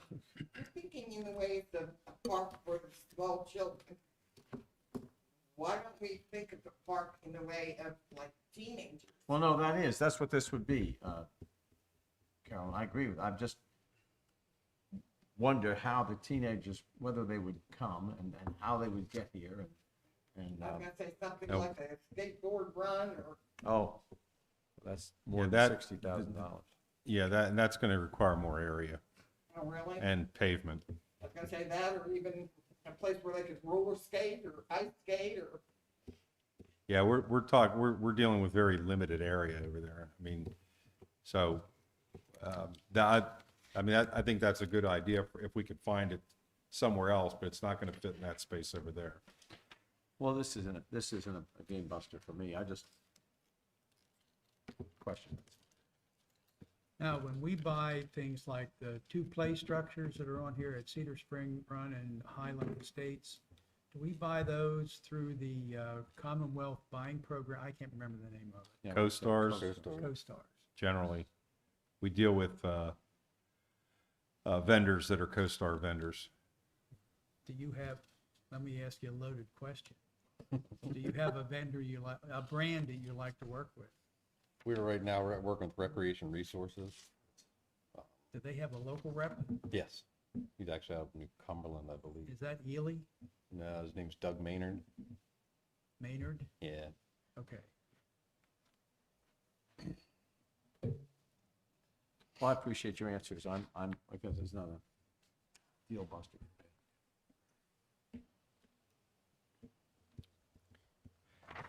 Before we move away from 452, I did want to bring up an item that I put in there, and it's way back up under 452, 318.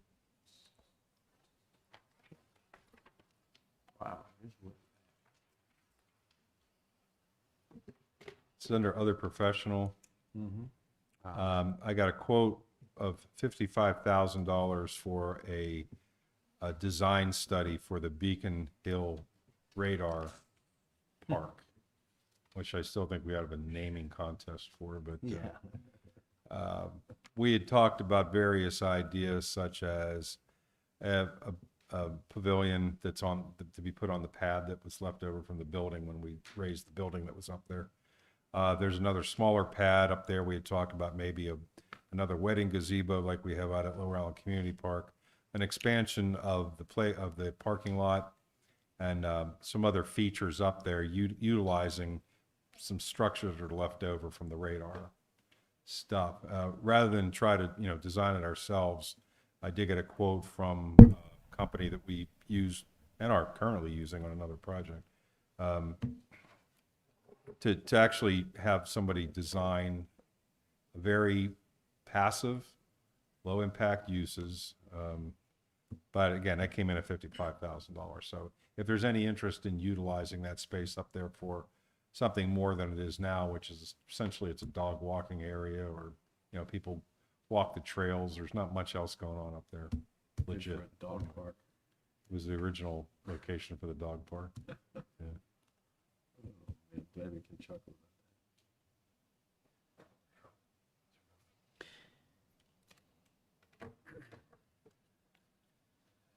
This probably applies to all the rec stuff, but the Parks and Rec Board, I mean, as we're going through this, has their recommendations and suggestions considered in much of this? So, interesting. Yeah, good question. I just received their letter with their recommendations on it last week. We had the budget done already. So what I have to do, and I haven't done it yet, I have to go down through their list of recommendations and see what's already in here. Some of the things were already in here. I mean, we know, like when it gets down to repairs, like they want to replace wooden saddles with rubber saddles on the swings. We know that, we're going to replace those as we can anyway. So, and some of their bigger items, we may already have it. We may have it on a 5-year plan. And so what I generally do is go through that list and write a reply to Mr. Mayon and say, this is what the plan is for these items. And sometimes it's something like, water fountain in Highland Estates. And I tell them every year, we have no plans to put a water fountain anywhere. Everybody carries water bottles these days. And, and it would cost, if it was a place where there was a water line readily accessible, we might consider it. But, if we've got to spend thousands of dollars to run a water line from somewhere, and water fountains are kind of a pain because people vandalize them, they break, they stop, you have to make sure they don't freeze in the winter and all that, turn them off. It's just, with everybody carrying their own water bottles, the need for water fountains is just really reduced quite a bit. So that would just be an example of something that I've seen on the list before that I have to decline. Do you send request for budget in time for you to put it in the budget rather than do they know when you start? Do you treat them the way you do, for instance, the other departments? Yeah, this is the first year it's been this late. Okay. I usually get them in time. Yeah, it was my understanding. I was at their last meeting. It was my understanding they actually had a list ready to go. So I'm not sure what happened. Well, let me clarify a little bit also. Our budget's not done. Right. Obviously, if there was something on there that needed that should be put in the budget, I could let you know, and we're going to add this, add that. I'd say maybe it was only a week or two later than usual, because I just, after only having gotten it last week, I just didn't have time to go through it, get it into this document. Cool. Okay, on to 454 Lower Allen Community Park. Starting there, it's 454, 371. There's another swing set for the tot lot when you first come in. Same deal, that it's an older structure. The older type needs replaced. There's been some issues with it, so. Is your microphone on? The green light is on at the bottom? Yeah. Okay. Yeah, Stand a close little enough, closer to okay, it then. sorry. There again, another bleacher to replace the older bleachers out at it's one of the softball fields. The next one, you're gonna love this one. Place 2 new refrigerators out at the park. At the barn. We're gonna be getting a truckload from New Jersey. See if it's cheaper to buy in bulk. Scratch and dent from. I don't know. On the bleachers, you mentioned there's a couple of wooden ones left. They're steel frame with a wooden structure, or with the wooden boards across. Yeah. Okay, do they present issues that we'd like to get them replaced? Yeah, we replace the boards annually, pretty much. Sure. So it's, now it's price of lumber, it's really bad, but we're trying to go to aluminum, all aluminum, so there's no maintenance. You just, Okay. Do hopefully you know one- approximately how many we have of the wooden ones? out at LACP, there's probably 6. And then we did replace the 2 at the Yetter field. The girls' field, there's still 2 there that need replaced. Okay. And we replaced one through an insurance claim at Pete's, where the truck ran through the backstop. So that was paid. That one's already been there, so. So you have a 5-year plan to replace all the We're bleachers? trying to, yeah. Sounds good. Thanks. Yeah, those wooden ones also weigh about a ton. It takes 6 people to move them, whereas the aluminum can take 2 people. Is your refrigerator under 371? I'm sorry, 373. Thank you. There's also 2 microwaves there. They're both in bad shape too. Does the West Shore Recreation Commission use a lot of our facilities? Tom, I don't know. I'm not sure how much. I think they do rent the barn out. Matter of fact, I think they were just in there. I'm pretty sure they schedule fields at Community Park. Mm-hmm.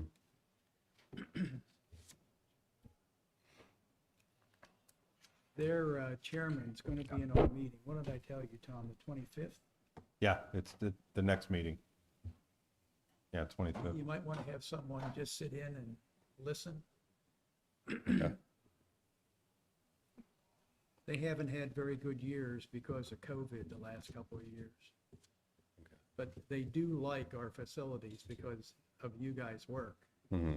You maintain them well. Okay, that's good.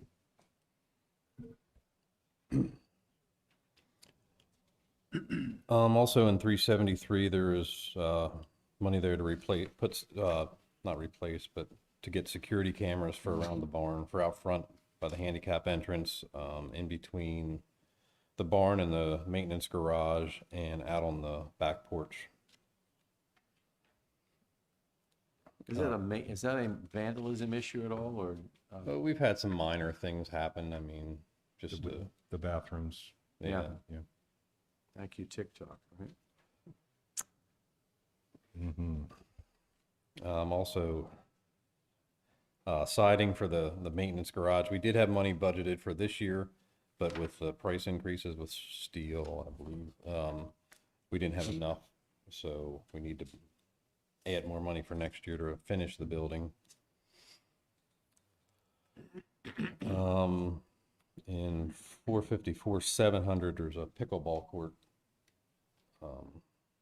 that Tom had gotten numbers for out at the park there. Yep, that's a pickleball court at the upper pavilion. There's a double tennis court right there. Right now, we're going to take one of the tennis courts, turn it into 4 pickleball courts, leave the tennis court as it is, and that will probably, there's one other location for potential pickleball court, which would be probably a single court. It would be out at just below the radar site where the tennis court and the basketball court is now. There's a small half court, which I'm not sure how much use it gets, but you know, that's one where it has parking up above at the radar site. The other 2 sites we looked at don't really have parking available for that kind of use because it's very popular right now. And they probably have the people up there who will play it. That's right there. I would think so. I missed the first part of the conversation. Are we converting more tennis courts? Yes, a tennis court out at Lower Allen Community Park. One of them One of the 2. into 4 pickleball courts? Correct. Okay. And how many tennis courts does that leave in that? 1. At least one, okay, There's one tennis court up by the upper pavilion. okay. One, okay, just one full okay. One full tennis court, side by side with 4 pickleball courts. Got it. Well, to steal a chapter out of your book, Mr. President, is that a court, though, that a real tennis player is going to play on?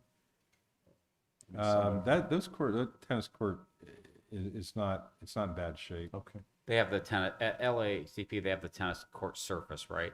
I'm pretty sure Right. that the tennis, yeah. So a tennis player, typically a good tennis, people that will use tennis as a destination or a place will probably want the tennis court surface. The ball bounces a particular way in their traction. The reason I'm asking, and I brought this up to the Parks and Rec board, is while I've taken up pickleball, and I play all over, you know, a couple times a week, I'm seeing more and more interest in tennis, particularly where than I've ever seen. And I think it's one of those maybe, well, we're going to do what we can't do, or we're going to do what everybody's not doing, perhaps. I don't know what it is, but it seems like there's a lot of younger people coming in with tennis rackets and playing. So almost every time I'm playing pickleball, the court or two of tennis that's left over. At Wesley? Or elsewhere? Yeah, Wesley often, over at Adams Rickey Park, and when I play over there, those courts are almost always filled with tennis courts. Now, they've only converted one set like we have. So I would just be concerned, and I express this to the chairman of the Parks and Rec Commission, not to jump too quickly on taking up all of our tennis courts before maybe we get a feel for where it's going to go. That's all. Because it seems like people are playing tennis, and even down at Wasp Park, I mean, you see them down there playing. And at Was, it's still concrete, right? The two remaining tennis courts are still concrete. Yeah, it might be something looking in the future to actually make a nice tennis court too. I mean, because regular macadam is just not a tennis player's court. Right. I was gonna say if I don't know where that is in the future plan, but I know having concrete tennis courts. I mean, safety wise, I mean they're okay for a neighborhood player just to walk down and play, but I never play on concrete courts because if I slide and slip, I'm gonna scrape up my knee like I fell off my bike playing tennis. So that's I don't know if there's a plan for those courts long term. Okay. Fell off your bike playing tennis? No, if you're running full speed and you fall and scrape your knee, it feels like just like you fell off your bike. Yeah. Either way, it's gonna hurt. You're gonna get stones. Yeah. You got to pick out. I'll say that the contractor that designed these pickleball courts did a good job. I didn't really know much about it, but the players that have been playing for quite some time compliment our courts. The courts at other places that where they haven't put the surface on, they just painted. You'll slip and slide all over the place. They're actually kind of dangerous. So, yeah. But anyway, just food for thought. Safety first. The next item is in 454-710, which is a barn roof replacement. That's a pretty big number there.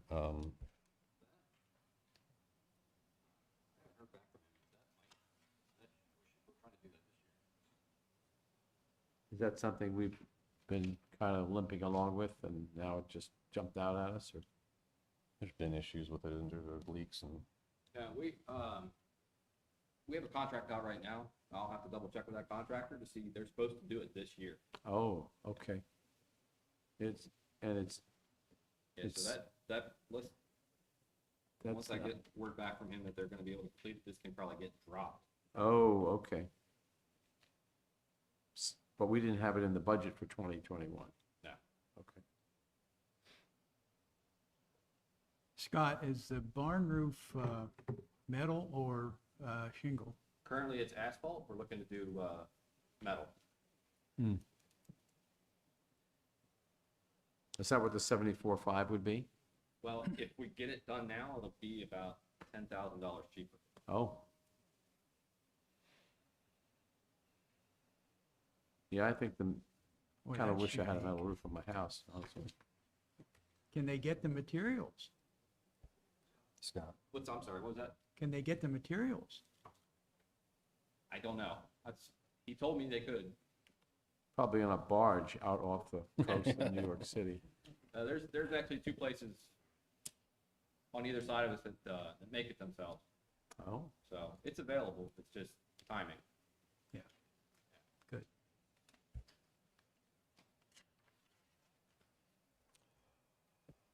The last thing I have is in 454-730. It's replacing our John Deere zero-turn tractor at LACP with a new X-Mark zero-turn tractor.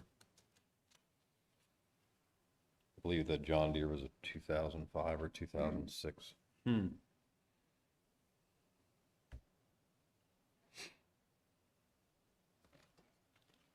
nothing like a deer. That's all I have as far as parks goes. Thank you. I have a question about the down at Wasp Park. A few people have mentioned to me when they find out that I'm a commissioner, they're like, "Oh, come here." The bathroom situation down there, and right now there's porta johns, right? Do we use? I mean, we have a contractor come and clean those. Do you know how often they're supposed to clean those? Because that's the biggest complaint I get down there. Nothing else but that. And, I've had to call them numerous times. And I walked in the one day after the woman said, "Hey, I just want you to just go look, see it for yourself." I mean, I wouldn't get within 100 feet of it. You know what I'm saying? Again, it was that bad. Yeah. And I was just wondering how often they actually clean them, and if they do it on the weekends? Do they a couple times a day? And maybe that's something, if we're not going to build bathrooms there, that, we would maintain, then maybe it's something that we would look into, making sure we pay for a good service to make sure the bathroom's clean, And it's not your fault, but I'm just curious to know what we have for a service and if we can improve it. I think in the summer they clean them weekly. I think it's every Friday. I think so, but I'm not 100% sure on their. But I had the same complaints and I've seen it for myself, so I know. Okay, so you know what I'm talking Yeah, about. oh yeah, for sure. Okay, thanks. Appreciate it.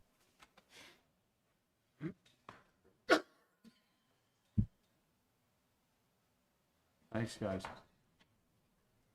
I guess just to wrap up that end of the budget, a couple of things that it's down in the transfer section. You'll see transfer to Development Authority for $250,000. That's ARPA money that's being used for a sewering project up at Lower Allen Commons. It's way at the bottom of the page, 492. It's in the 492 section, although it doesn't have its own account number right now. Be right below 492,954. To Development Authority, way, and then look at the column way to the right, 250,000. That's that ARPA money for the sewer project up there, and then $40,000 is to the Sewer Authority. They have, in fact, they've been advised to ask the local municipality for some ARPA funding. So as we were looking for things to fund in 2022, we had, about $40,000 gap, and they had asked for $40,000 for a specific project. So we have that in there for them. Thank you. If you look up above there in debt service fund, you'll notice that the transfer of the debt service fund increased by about 250,000. If you recall, this year, we refinanced our bonds, which resulted in a $250,000 savings. That is a one-time only, unfortunately, so it's back to business as usual. Our main bond does, though, expire. It'll be done in 2025, which unfortunately is a time when we have to look at replacing some expensive fire apparatus and maybe other projects. So that explains that change anyway.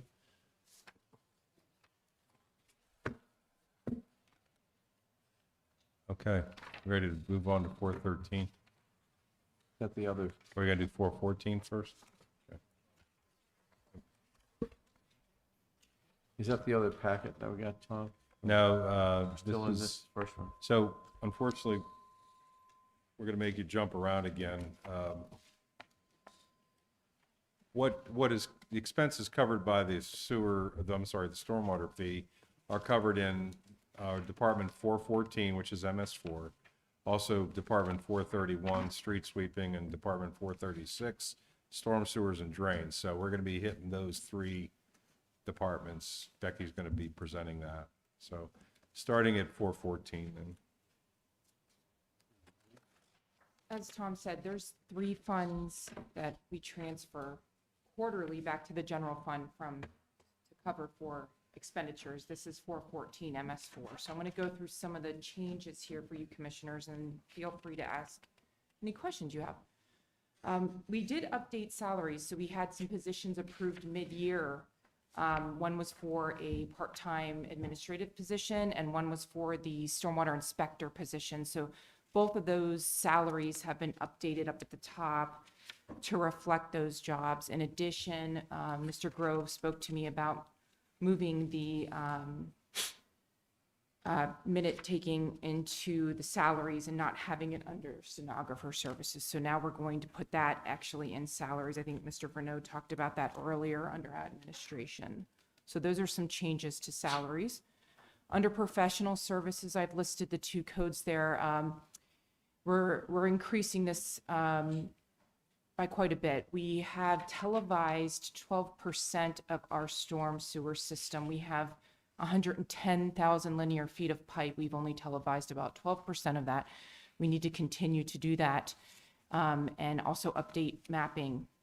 So this NGIS services, including mapping and associated support services. So both of those codes will be increased under 414.313 and 414.318. I did go through CoStars to have those services performed this past year. Bmp Maintenance, as you know, we've built additional bioretention facilities. We've constructed them at the end of last year, and now we have to maintain them, as well as our rain gardens here at MSC, and we've built an additional basin in 2021. That's the Moreland Basin. So we do need to maintain those facilities as part of our PRP plan approved by PADEP. So we need to increase the maintenance cost to do that, and hoping to go through CoStars to get a vendor to perform those services for us. 414.450, we will have an ordinance revision required through our MS4 permit with PADEP. There will be changes to illicit discharges and low impact development that is required through the state. And then the last large expenditure for MS4 414 will be our infrastructure projects for 2022. We're looking at $1,025,000, and I've listed 4 basin retrofit projects. 2 of those projects you will see on the revenue end there we've gotten grants for. That would be Sheepford East and Beacon Hill. United Methodist Home for Children and Bethany Village. I have applied for Growing Greener grants. I've not heard back, probably not till the end of the year, but we need to have survey design and construction accomplished next year. And then approximately 11,000 linear feet of storm lines and associated inlets will be needing replaced. We've televised that, and around 90 to 95% of those lines are compromised, rusted out, and need total replacement.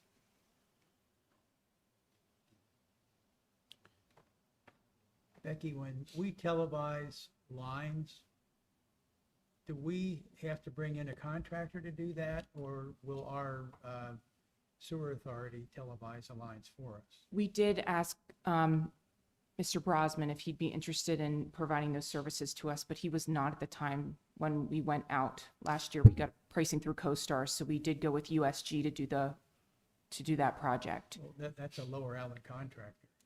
Yes, Yeah. they are on Slate Hill Road. Okay. Becky, if I might, Mr. No, go ahead.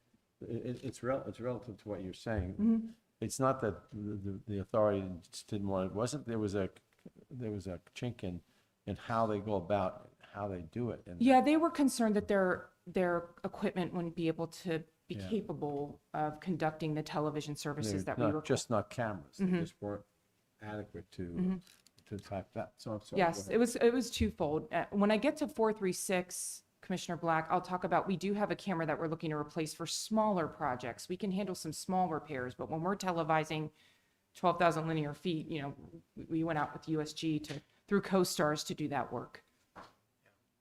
And got a competitive price for that. And you were talking about ordinance revision and low impact development. Will they get a reduction in the stormwater fee? Yes, if they put in certain BMPs, absolutely. So they have to do, it isn't that they can do a big lot. They've still got to put in some BMP. Yes. The way our credit policy is written now, yes. Structural BMP. Becky, Yes, the Commissioner. the 11,000 linear feet, is that all encompassing of the entire, that's just what you're talking about this year for what they've Yes. found? Yeah, about 12% we've televised so far. Right. So, and I remember having that it wasn't really a discussion, but I remember you kind of putting that little bug in my ear because we were in a conversation about something else. And I was thinking to myself, I mean, if that's 12% or just a fraction at this point, I'm just curious. Where do you think we stand in the, what would you think, 5 years, 10 years to get it all replaced? I mean, we're talking about something similar to like doing roads, like our road project that might be out 10 years. The areas that we televised with this last round were areas that were identified by residents or Mr. Flint as problem areas where we've had ponding, flooding.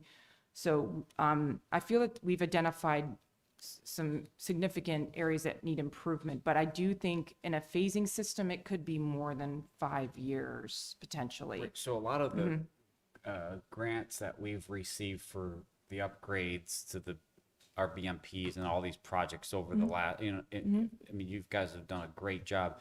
Is this something now that there's like a world of grants out for these repairs as well, looking down the road? Do you think? Not as many grant programs cover infrastructure as they do for the pollution reduction plans. Right. Not that they're not there, it's just not as prevalent of a programs aren't as prevalent to apply for, but it does give us the ability to do more projects because we've saved the revenue that we would have spent. Right. Our expenditures that we would have spent on those PRP projects. Now we have that to do more infrastructure repair and replacement than we would have had previously because we assumed we would be spending that on PRP projects. Right. I'm doing some guesstimate here, but I'm seeing somewhere in the vicinity, if that carries through, somewhere in the vicinity of $7 to $9 million of stuff to get 100% of once we start reviewing all the stormwater, which is quite a bit more than when we initiated the project itself and the fee. So, yeah. And we'll have to discuss phasing it and Yeah. Okay. Becky, Thank you for the information. Are you finding a lot of old corrugated metal pipes that have eroded? yes. That's all we're finding. And brick inlets that are collapsing. And you're replacing them with plastic? Yes.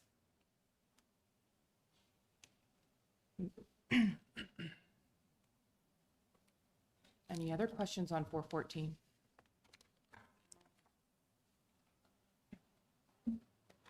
So we're going to move to 431. This is the second fund that gets reimbursed through the stormwater fee. I tried to just cover the main items here where we have operating supplies to maintain the street sweeper. We're increasing, there's going to be an increase in supply costs after talking with the fleet maintenance manager, Mr. Reynolds, about cost of different materials to fix and maintain that street sweeper. So that's gone up about by $9,000. Previously, we did not put the street sweeping debris removal in this fund. It is now in this fund. It used to be in sanitation. It should be here. We have to pay for a special hauler to take the street sweeping debris away. We cannot just dispose of that in a landfill. So we have to pay to have that hauled to a special facility. So that has now been moved into this budget. It was not in here prior. And then maintenance and repair on the street sweeper, that actually used to be in fleet under 434374. That should be in street sweeping, so we moved that to the appropriate line item in 431374. We are looking at potentially phasing out replacement of that street sweeper in 2025. Mr. Grove, I can't remember the exact figure I gave you. 350,000, I think.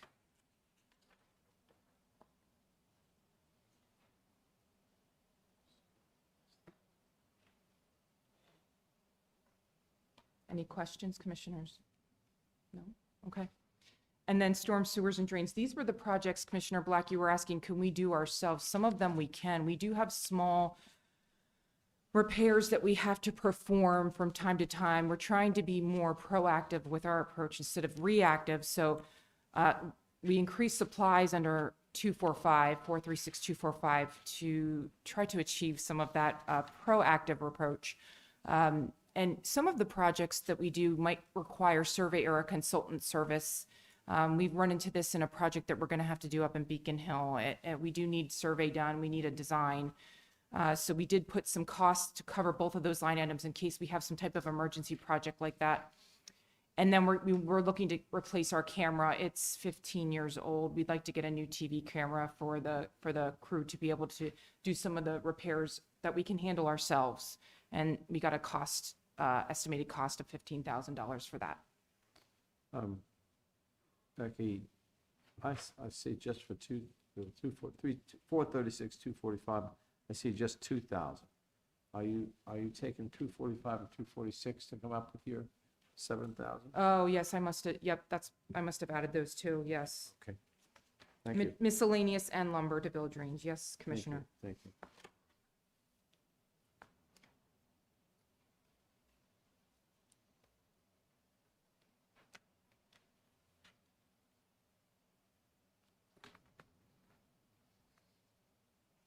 Thank you. You. Was he?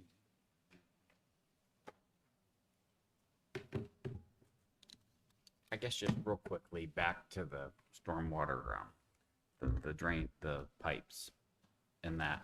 Is that something you think by next year, like maybe next summer, start going into next year's budget, that we have a better handle on what we might need for a long-term plan? That would just, I mean, I know Rick is really good at guesstimating out and putting those things together. It might be healthy for us to make a note and having that stuff kind of on our radar for next year's budget. To Yes. start talking about the long-term plan for that. Yes, and if we Because can before we know, televise. and before we know it, we're going to be getting into 2023 Yes. where we don't know what to expect with the next permit Yeah, phase. our next 5-year permit will come from the state. You're And so correct. that might be a good lead into what happens there. So, Yes, yeah. and we'll be able to televise more next year, so we might have a better idea of what we're up against too. If we can televise another 15,000 linear feet, we'll get another 12-15% of the infrastructure looked at, seeing what we're up against. Yeah, and see if it runs the same. Yes, Thank you so much. thank you.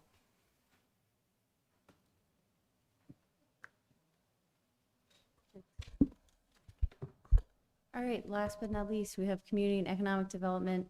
For this budget, I only am going to show the items that have been increased. So if they stayed the same or they decreased, you can ask me about them, but I wasn't going to spend time covering it. So the first item that we come to is for a part-time administrative assistant. This is in 413-131. We're asking to add about $14,500 to the budget so that we could have about 20 hours a week for someone to come and help with our administrative assistant. We have one there now, and basically what's been happening is we have one full-time person, and we had 10 people who were helping in our department in some capacity. And over the years, the people are still there, but their specialties have gone elsewhere. And so whereas collectively, if they had 20% of their time that they were spending at the counter, slowly those 20% have drifted away. And now it's just one person who's really there to be dedicated. And, the paperwork is piling up, the phone calls are coming through. The traffic at the counter is constant, and it's just too much work for us to be efficient. And so we'd like to add an administrative assistant part-time to help with that. The next item you'll see that is a slight increase is 413-244. This is for code books. We're updating our codes every 3 years. We cycle and go to the next 3-year code book. So we're updating from 2015 to 2018. Pennsylvania is always purposely several years behind because they don't believe in adopting the newest of codes. So we're trying to get a hard copy. One of our employees or some of our employees like to have one hard copy set. And we'll talk to you later about subscriptions. And you'll see one of the themes throughout this budget is we're really trying to go more virtual and become more efficient. And that's kind of the direction we're going in. So our next item, we have 2 in minor equipment. We'd like to get a new monitor for our conference room. The one that we have now, we bought at Army surplus. So, and it's pretty, federal surplus. It could have come from Army surplus. From the the French Foreign Legion, or? It's a beast. It's pretty big. But what we'd like to do is, as we have moved to plan review that is more digital, it would be nice to have a larger screen and format to do some of our plan review. And 2 of our inspectors have indicated a will to do that if they could kind of have things on a bigger screen. And that's something I've seen at architecture firms, something that they've gone to. In addition to that, we can always use it in our conference room when we're having group meetings to discuss specific properties, to pull up mapping, or we've used it before to come up with ideas for our website. So it's something that would be helpful for us. The next, When you take a breath, I've been waiting. She doesn't breathe.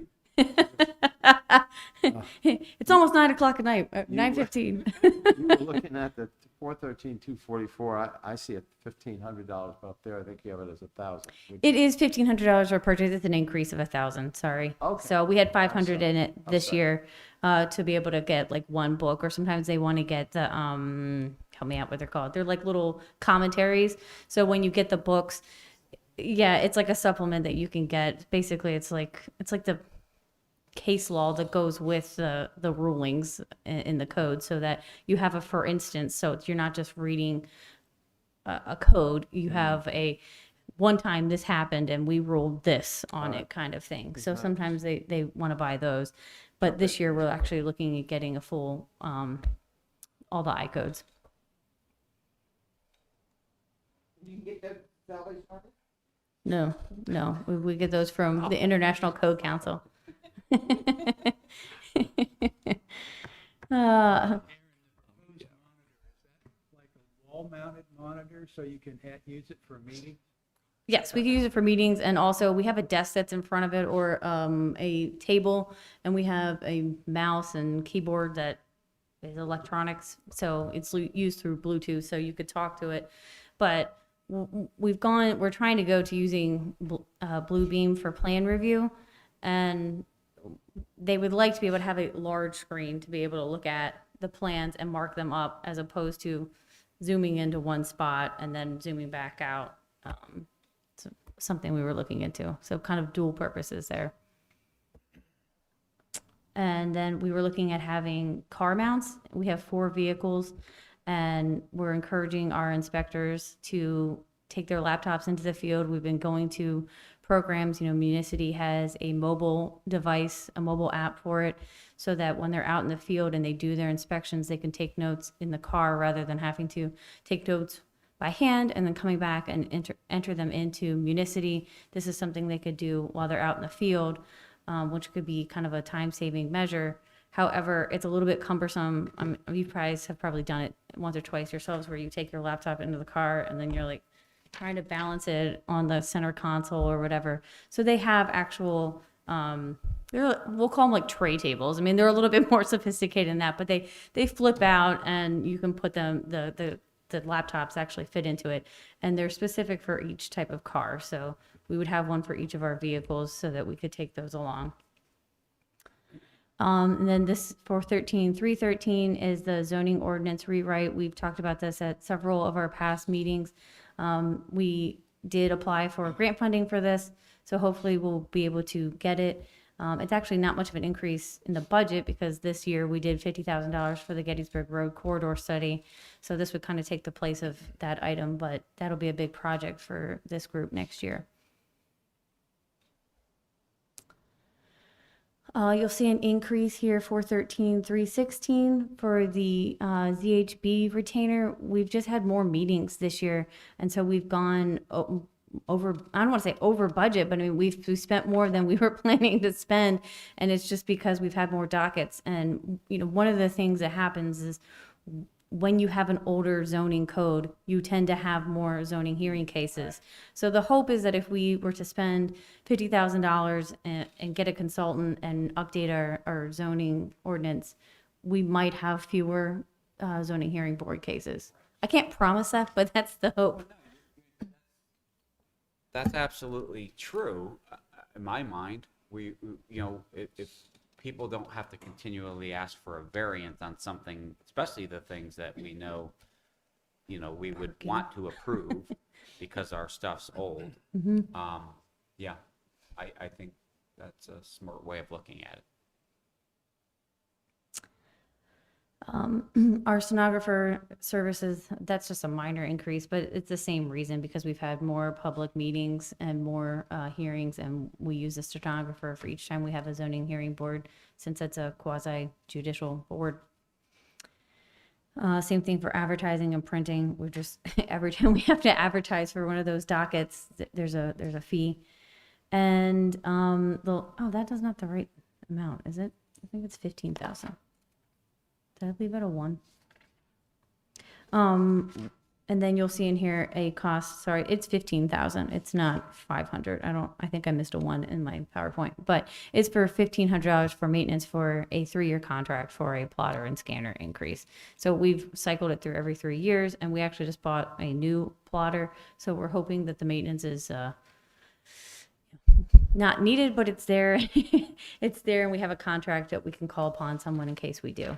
And like I said, it's a 3-year program, or 2. We went with 2 this time. That's right, with the new one. So, and that's really the major increases. We don't have any capital this year. We've replaced all of the codes vehicles, and with the new plotter this year, that takes us to where we need to be. Excellent. Yeah, and we're still below what we were last year, so. Thank you. Nice. Very nice.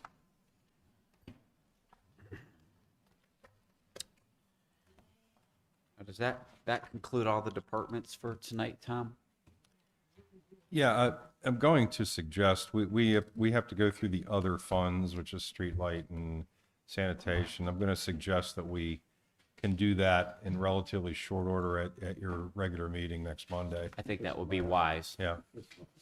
And because we still have executive session to get through tonight. So yes, that's the budgets for tonight. Okay. Well, commissioners, any more comments or questions before we adjourn? Okay.